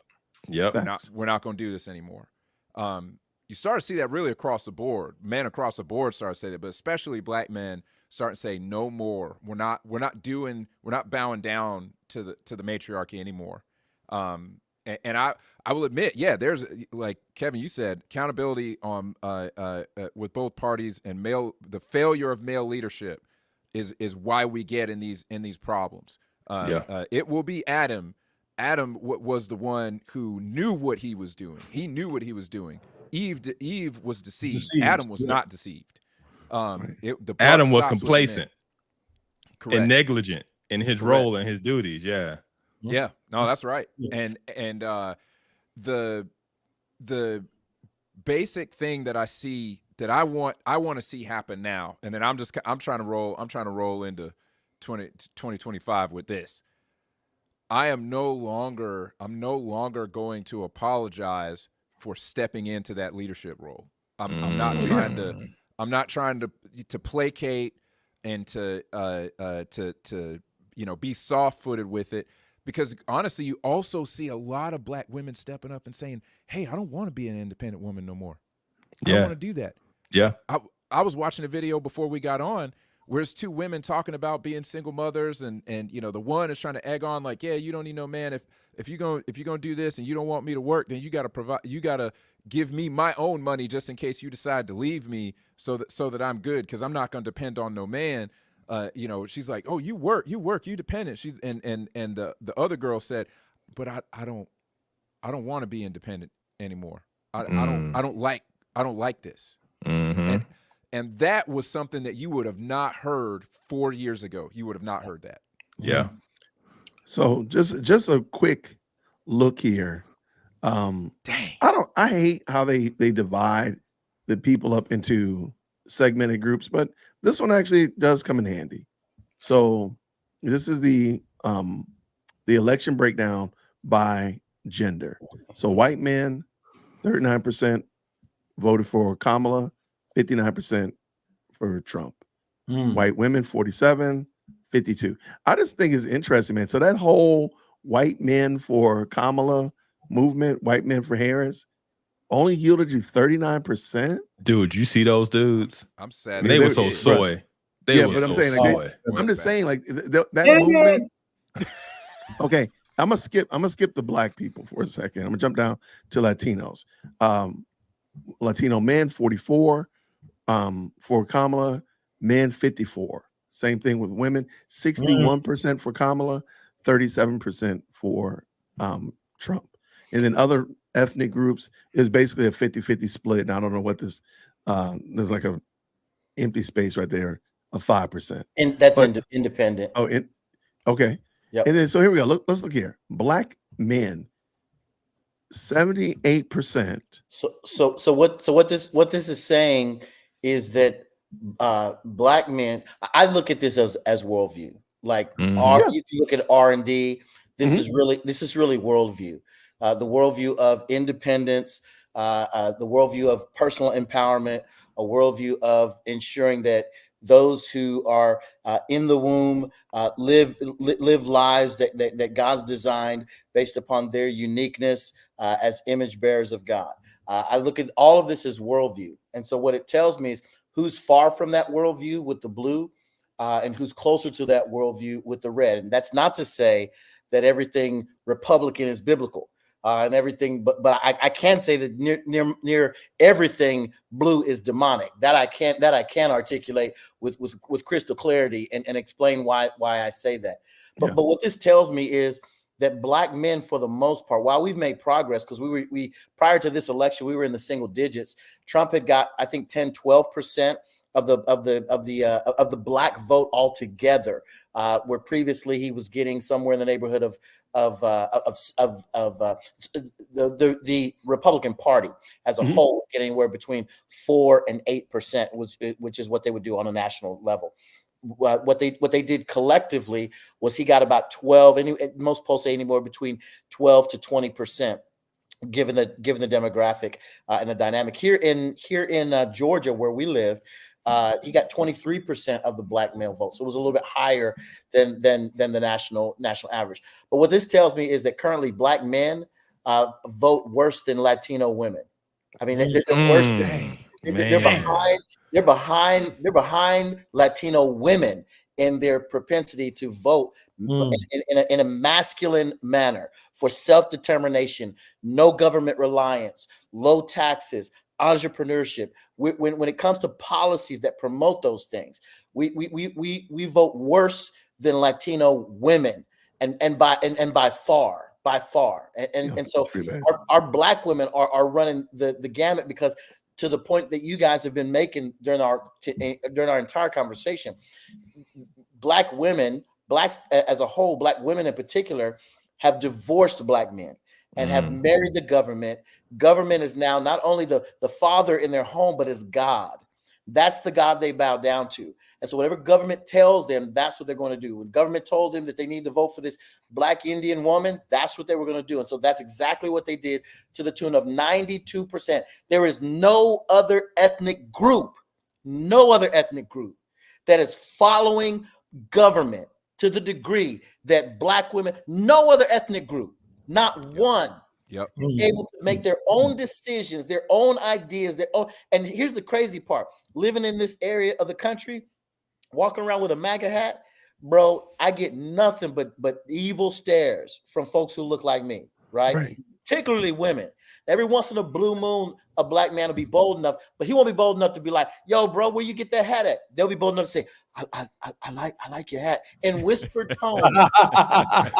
Wow. In whispered tones, right? And so I wear it.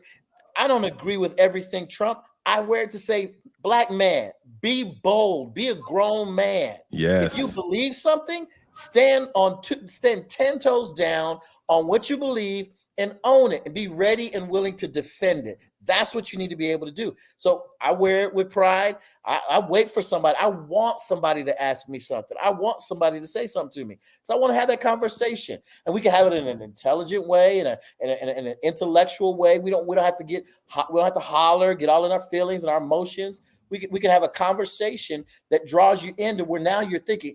I will say this. I posted this the other day. My wife and I were walking in a Target, and had to go to the back of the store to get something. I was out in your area, Marietta, right? Man, stop it, because we ain't talking to you, man. You were legit like 7 minutes from the crib, man. Yeah. So I go to the back of the Target back there. I need to get a plug in. I ran into this young brother, had to be in his mid-20s. He was married and was expecting a baby. And because he saw my hat, he said, "Hey man, can you put me up on game? I just want to understand why Trump. Like I don't judge your decision. Help me understand." So we had a fantastic conversation. I laid it out. The more and more I talked to him, the more he realized, you know what? I'm trying to be a man. I'm not running from my responsibility. I want to, I've married this girl. We have a baby. I want to think about my future. And when when young men begin to think like that, they begin to think more logically instead of tribalistically, instead of socially. They begin to see, okay, I need not to follow black women. I need to follow what logically makes sense and is in the best interest of me and my family, and help me do that move from forward. Yes. I like it. Yeah. Talk about it. That's dope. Go ahead, Devin. Yeah, I mean that's exactly what I'm where I'm at, is that we have to be willing to be out there and to talk about it now. We can't because the longer that we stay quiet and try not to get canceled and all this stuff, that's how you wind up getting a perpetuation of what we've dealt with. What we dealt with under the Obama years, what we dealt with under the Biden administration, that's how you get a perpetuation of that. We have to be willing to be out there so that brothers can walk up and ask those kinds of questions, and we can have those kinds of conversations. If we keep trying to fly under the radar, we're not going to be able to take that stance and to persuade people. So I commend that, man. I commend that. I think that there's a mandate now. We got a chance, man. And we need to tell people, hey, look, it's time to be a man. And every red-blooded man that knows deep down he's not walking proudly in masculinity the way that God made him, he's gonna feel that. He's gonna know. He's like, all right, that brother over there is doing what I wish I could be doing right now. That's gonna touch somewhere in his heart and make him think like, all right, man, maybe I need to get under the thumb. I need to get up from under this thumb. Let me also just add to that. I believe that we should be willing and able to give a hope, or give a reason for the vote that we cast this past Tuesday. But I do think we need to also, and I know you're not, I know all these men on this panel will agree to this. We also need to point out that having a foundation in Christ allows me to have that kind of boldness and to be able to articulate and to discern worldviews. So I understand why freedom is important, because God made us free. Where's the Hammond? Somebody cue the Hammond. I'm getting queued up for myself. Somebody cue the Hammond. Okay, Hammond is ready right here. All right, so because God made me free. There you go.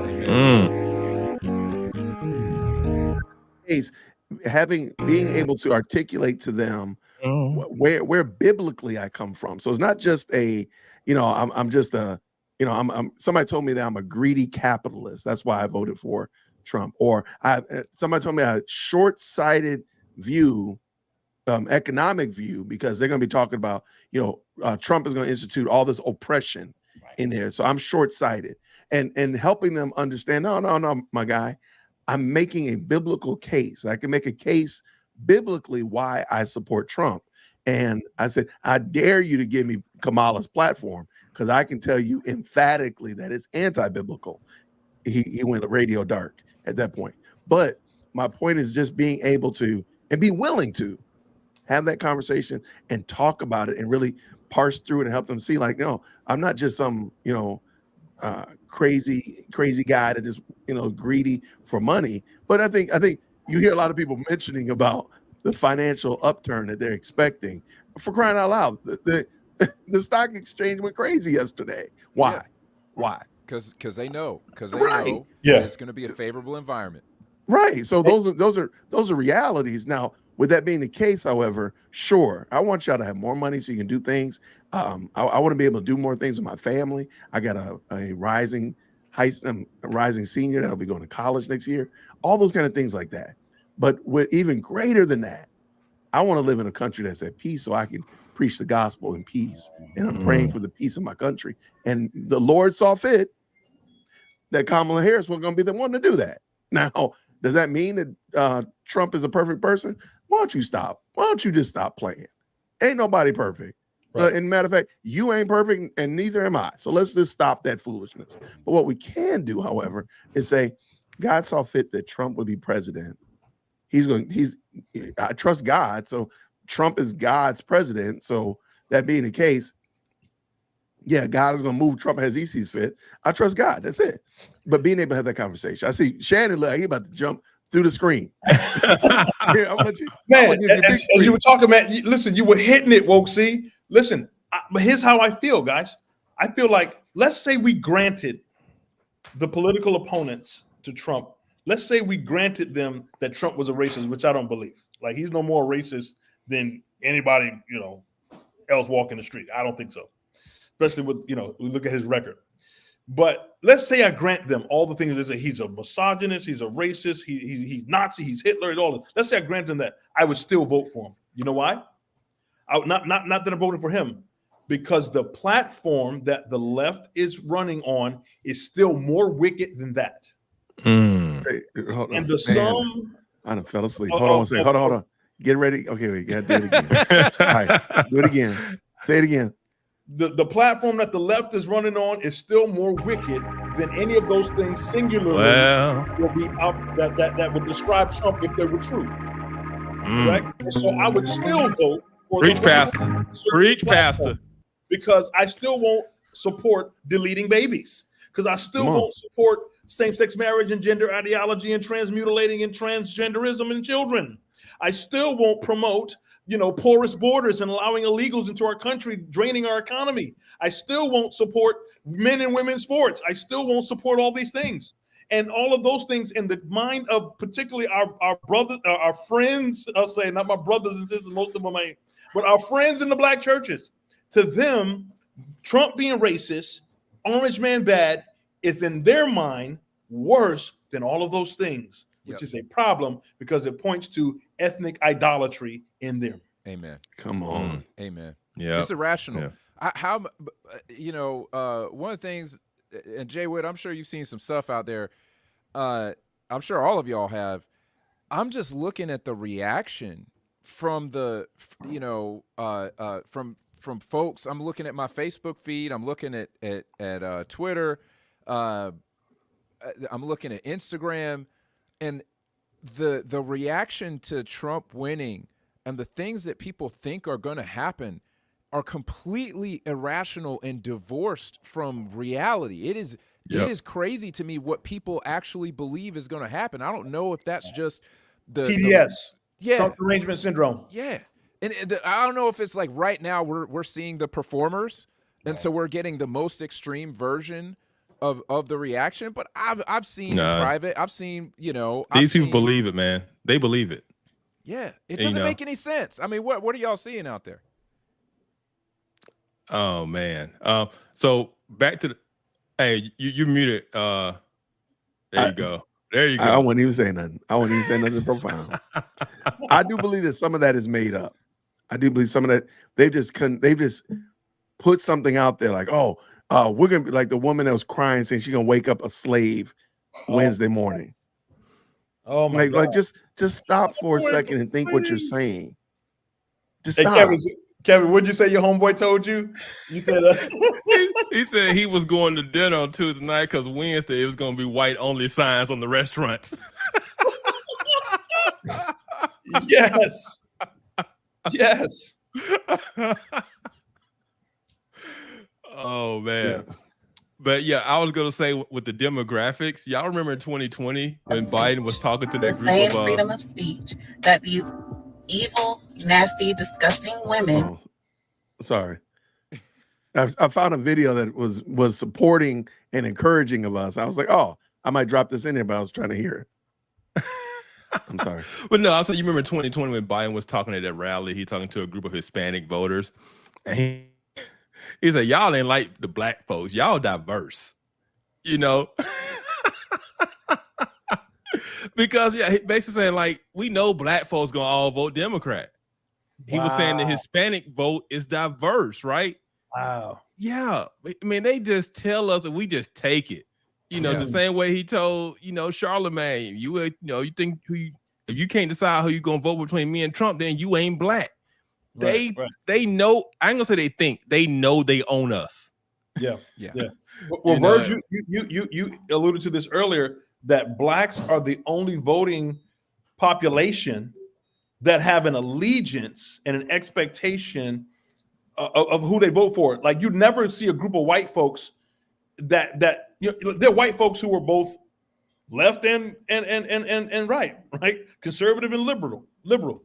But blacks are the only group that like 80 to 90% of us, 90% of our churches vote left. How does that make sense? Brian, black people don't have a political philosophy. They don't know what they are. The only thing they know is they're voting for Democrats, right? That's it. So they can be as conservative as you can be, and on election day, they're gonna go vote for a Democrat. Yeah. When you've attached your ethnic identity to a political party, I mean, you're done for. You're absolutely that was why Biden felt he could say what he did to Charlemagne. He had hung around Obama long enough, been around enough black folks to know that been in the Democratic Party long enough years to know that he had those folks in the hip pocket. Yep. So he could say something like that and really suffer nothing in the way of a problem or fewer votes or outrage. And by any, in fact, folks would come to his aid and say, hey, we knew what he meant.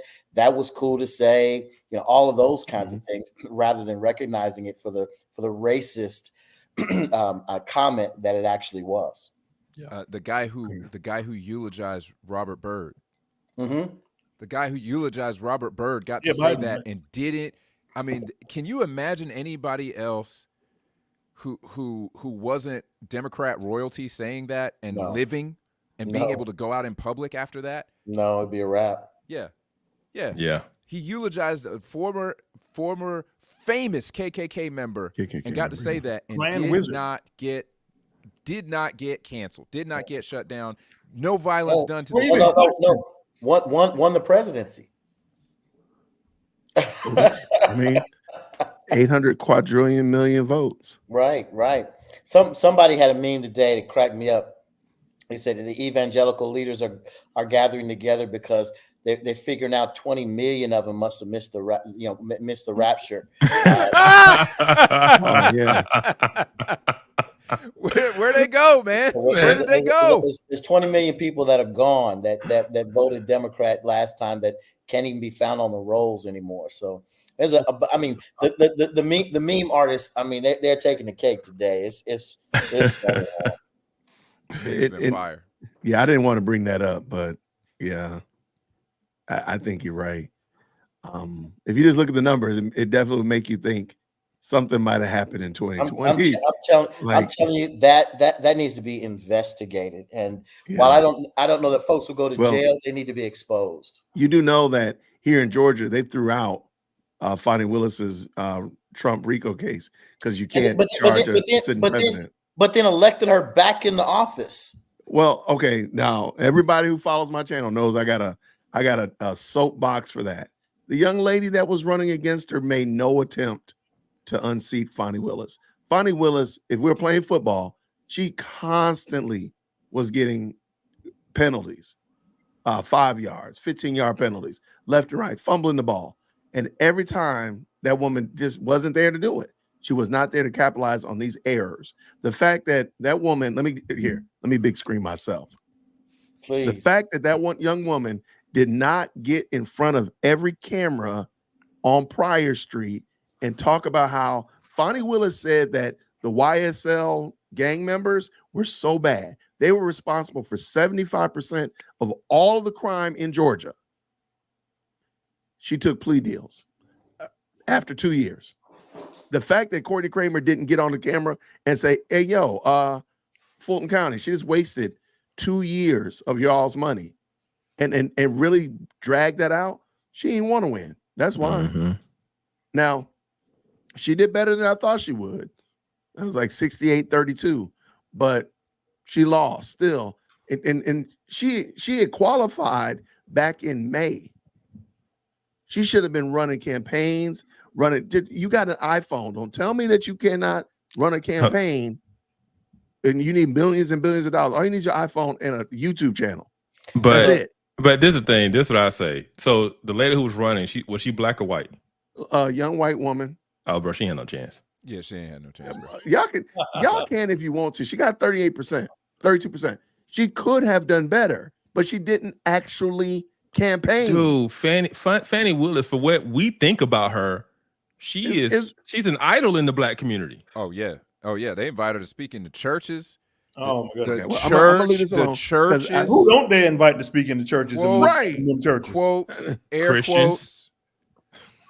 Yeah, amen. That part right there. Oh, Hammond B3. I keep fumbling it, man. I'm gonna leave the Hammond B3 alone. I'm gonna work on it. But that's right. So before we get out of here, because I don't want y'all to be too late, and Virgil over there give me he done got quiet. He put his head down. I'm like, Lord, don't let Virgil I'm good. Look, my soliloquies go a little too long, so I try to give some other brothers some time. I got you. All right, I found a really good, very encouraging TikTok to end the night. And then I'm going to get your final word on where you all land. So I thought this was good. I thought it was a good way to end the show or get close to ending the show. Wait, that didn't work right. All right, this young lady right here, let's let her go. So I'm scrolling and I see a lot of Black women making videos talking down to Black men who voted for Trump. And I just have to say, if you voted for Trump and you're a Black man, thank you. And I thank you because I know exactly why you voted for Trump. You voted for secure borders so that us women and children can be safe. You voted for a strong economy so that us women and children can be provided for. You voted for our children to not be indoctrinated in this failed public school system. You voted for my right to not have to use the bathroom with a biological man. You also voted for our children not to be drafted into another endless, senseless war that only benefits the military-industrial complex. And also, you voted for the protection of our freedom of speech. The same freedom of speech that these evil, nasty, disgusting women are using to wish death upon you. So as a Black woman, I just want to say thank you for voting for Trump. I truly appreciate you, and I'm going to speak life into you. I pray that God continues to protect you and guide you. I pray that He gives you the success that you deserve. I pray that He gives you the strength to lead your family and your communities. And for anyone who wants to say in the comments that I'm a pick-me, baby, I'm already chosen. So what about you? It's Trump 2024. You already know. Thank you. Mic drop. That Well, was she took my comment because I was gonna like, if she ain't married, she will be tomorrow. She will be tomorrow. Protect that woman at all costs. at all costs. It's a national treasure. We got national treasures on TikTok. Yes. But so I thought that was a great way to end it and round the bases. We started with all that foolishness talking against us, and I thought it was really good to hear someone saying something that they appreciate and recognize us standing up and doing the right thing. Not because we hate women, not because we don't think that Kamala can really cook greens that come out of the washing machine and all this other stuff. No. It's too late to knife for this, Jason. What's wrong with you? But no, man, I just want to say thank y'all so much. All right, here it comes. This is my final word. You're at work, you're at church, you're in a grocery store, you're at the mailbox. One of your neighbors comes out to you and they just, man, they down in the face, Kevin. They down in the face, man. They down bad. Because, Orange Man bad. What you gonna tell them? Give them a word of encouragement. What you gonna tell them?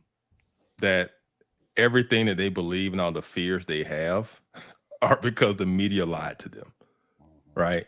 So like their fears aren't real, and so yeah, just enjoy the next 4 years, and enjoy the sunny skies and the cool breeze, and just calm down.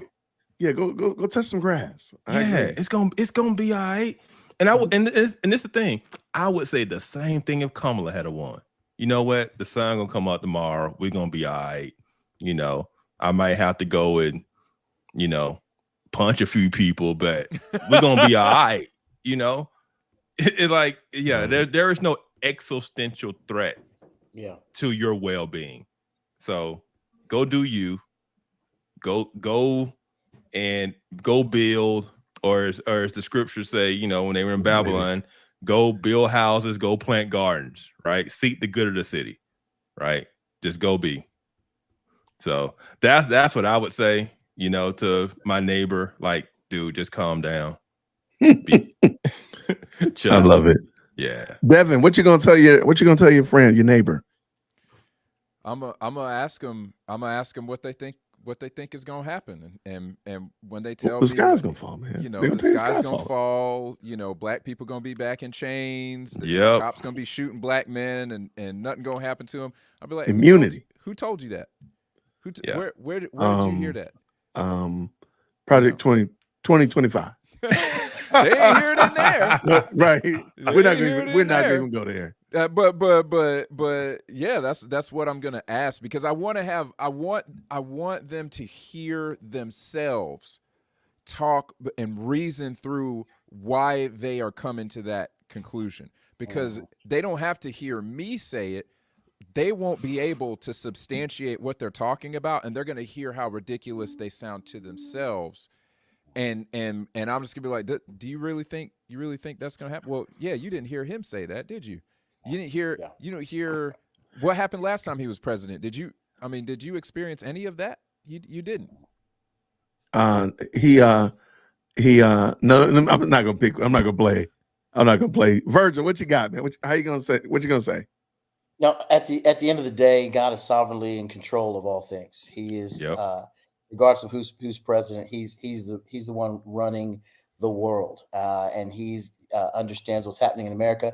The person who's in office is the person that he sovereignly decreed and determined would be there at this time for this reason. The best thing that they can do is, first of all, focus on eternal life and whether or not they have it. And the most important thing, regardless of the economic condition they find themselves, is that they repent of sin and place their full faith in Jesus Christ, recognizing that they're indeed sinners in need of a savior, and the only way to come to salvation is through Jesus Christ. And so they definitely need him. That would be first and foremost. Secondarily, the longer and closer you stay to Christ, the faster you can get into a biblically sound church where you can understand what the Bible has to say about the issues of the day, and it speaks to our current day and time, the better off they'll be. They'll abandon the idolatry of ethnicity that too many of us are engaged in. They'll abandon the false teachers at the so-called churches. They'll abandon the prosperity pimps and these pastors who are nothing more than Planned Parenthood props in these churches that are there. They need to abandon that, and the best way for them to do that would be to get their head find themselves get headlong, knee deep into the Word of God. That would bless their whole lives over the course of the next 4 years. Amen. Hey, I just want to encourage everybody in the chat, go follow Virgil over at G3 Ministries. Go download the G3 app and just get all that great content and the good word in. Thanks for that, bro. Yeah. Thank you, man. All right, Shannon, what about you? Yeah. So interestingly enough, I had someone in my home the day after the election, and they looked like they was real sad. And I said, "Hey, what's going on?" I was about to depart. I was actually on my way out the door, and they were there visiting. And I said, "So, what's going on?" Well, it ain't no good day because of what happened. You know who in office? I said, "Well, listen, it's a good day because the Lord has made us a good day, and I'm going to rejoice and be glad in it." That's one thing. And I said, for number two, we had 4 years of this man already in office, and we weren't worried then. Why are we worried now? That's good. Yeah. There you go. That's good. I love it. Thank you, y'all. Thank y'all. All right, fellas. All right, Brian, Shannon, make sure your link is in the chat. Everybody can pick up your book, Missing Pillars. I want everybody to grab it. No fewer than 50 of y'all grab it. Everybody pick this book up. I know that's Tell a friend, tell a friend. Yeah, it's great. Shout out to Mr. Briggins as well as Mr. Smith holding it down in the new podcast. You tell us a little bit about what to expect when everybody goes over there to like, share, subscribe, and become members of your channel. What are they expecting to get into? One of y'all. Let's go. Yeah. I'll take it. So yeah, the podcast is called Informed Takes. And what we figured was that there's enough hot takes out there. And so we wanted to do a podcast that is really about being informed and talking through the issues. And so we want to talk about politics. We want to talk about geopolitics, foreign policy, military conflicts, and understanding these things to a level that goes beyond just your cable news hotlines or headlines and hot takes. So that's great. I love it. All right, right. The Viceroy, the right Bishop, Dr. Reverend Virgil. Don't do it. What you got, man? All right, so of course we can find you on the G3 app. Where else you said? G3min.org, G3min.org. I write in a bunch of different places. Blexit, you can go to Blexit, find some of my articles. Standing for Freedom Center, you can go there. All over, just Google Virgil Walker, and there'll be plenty of nonsense that'll pop up. You can. We can't leave out you and Daryl. Just Thinking Podcast. Just Thinking Podcast. Daryl Harrison, Fearless with Jason Whitlock. So I'm all over the place. Yep. I love it. I love it. Well, thank y'all so much, everybody. I appreciate y'all. Real quick, I want to say thank you to the very kind supers that have popped through. Marie B, thank you so much for the $5 super. No comment, no question, just pure love of the game. I appreciate you so much. My brother, Willie Doc, I'm surprised you didn't just text me and ask me, could you come on, Willie? Willie Doc is my Morehouse brother. He says this, thank you, DWC, and the panel. I know so many people at work and church who are despondent over Kamala's loss. Look, imagine how many of them will be despondent if she had won. Okay, I'm sorry. People are too idolatrous and need to repent. Yeah, all amen. Right.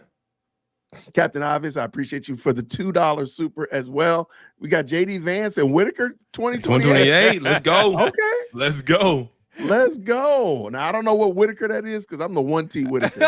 We were the less financially solvent Whitaker. We couldn't buy another consonant. High T Whitaker. High T. Right. Yeah, we're right. And then of course the high value man rocking it out with the $100 super chat. Thank you so very much, and for being the stream sponsor tonight. I appreciate it. Let me make sure I got this link here for brother Shannon as well. Thank y'all so much, everybody tapping in with us. I appreciate you guys. I want to say it again. I've said it before. I really appreciate y'all's friendship, your brotherhood, and coming on to just chop it up like this is a blessing. So I pray that you all will continue to answer my text messages when we decide to do this. I pray y'all like, man, I'm tired of Jason. Click. May y'all never do that. May y'all not treat me like Chad. Oh no! Dang. I said it out loud. Man, Chad taking strays. He ain't even here. Look, he got to catch some. But y'all, thank y'all so much, man. I really do appreciate y'all. And and you know what? As Shara said right here, make sure everybody hits the like button on the way out of here. I really do appreciate y'all, and I'm gonna see you all real soon. Everybody, grace and peace. Take care. Thank you, brother. Appreciate you. Hit that like for Devil Christian. Yo, for Devil Christian, smash that bell for DWC. Yo, smash it, just smash it. Hit that like for Devil Christian. For Devil Christian, smash that bell for DWC. Yo, smash it, just smash it. Hit that like for Devil Christian.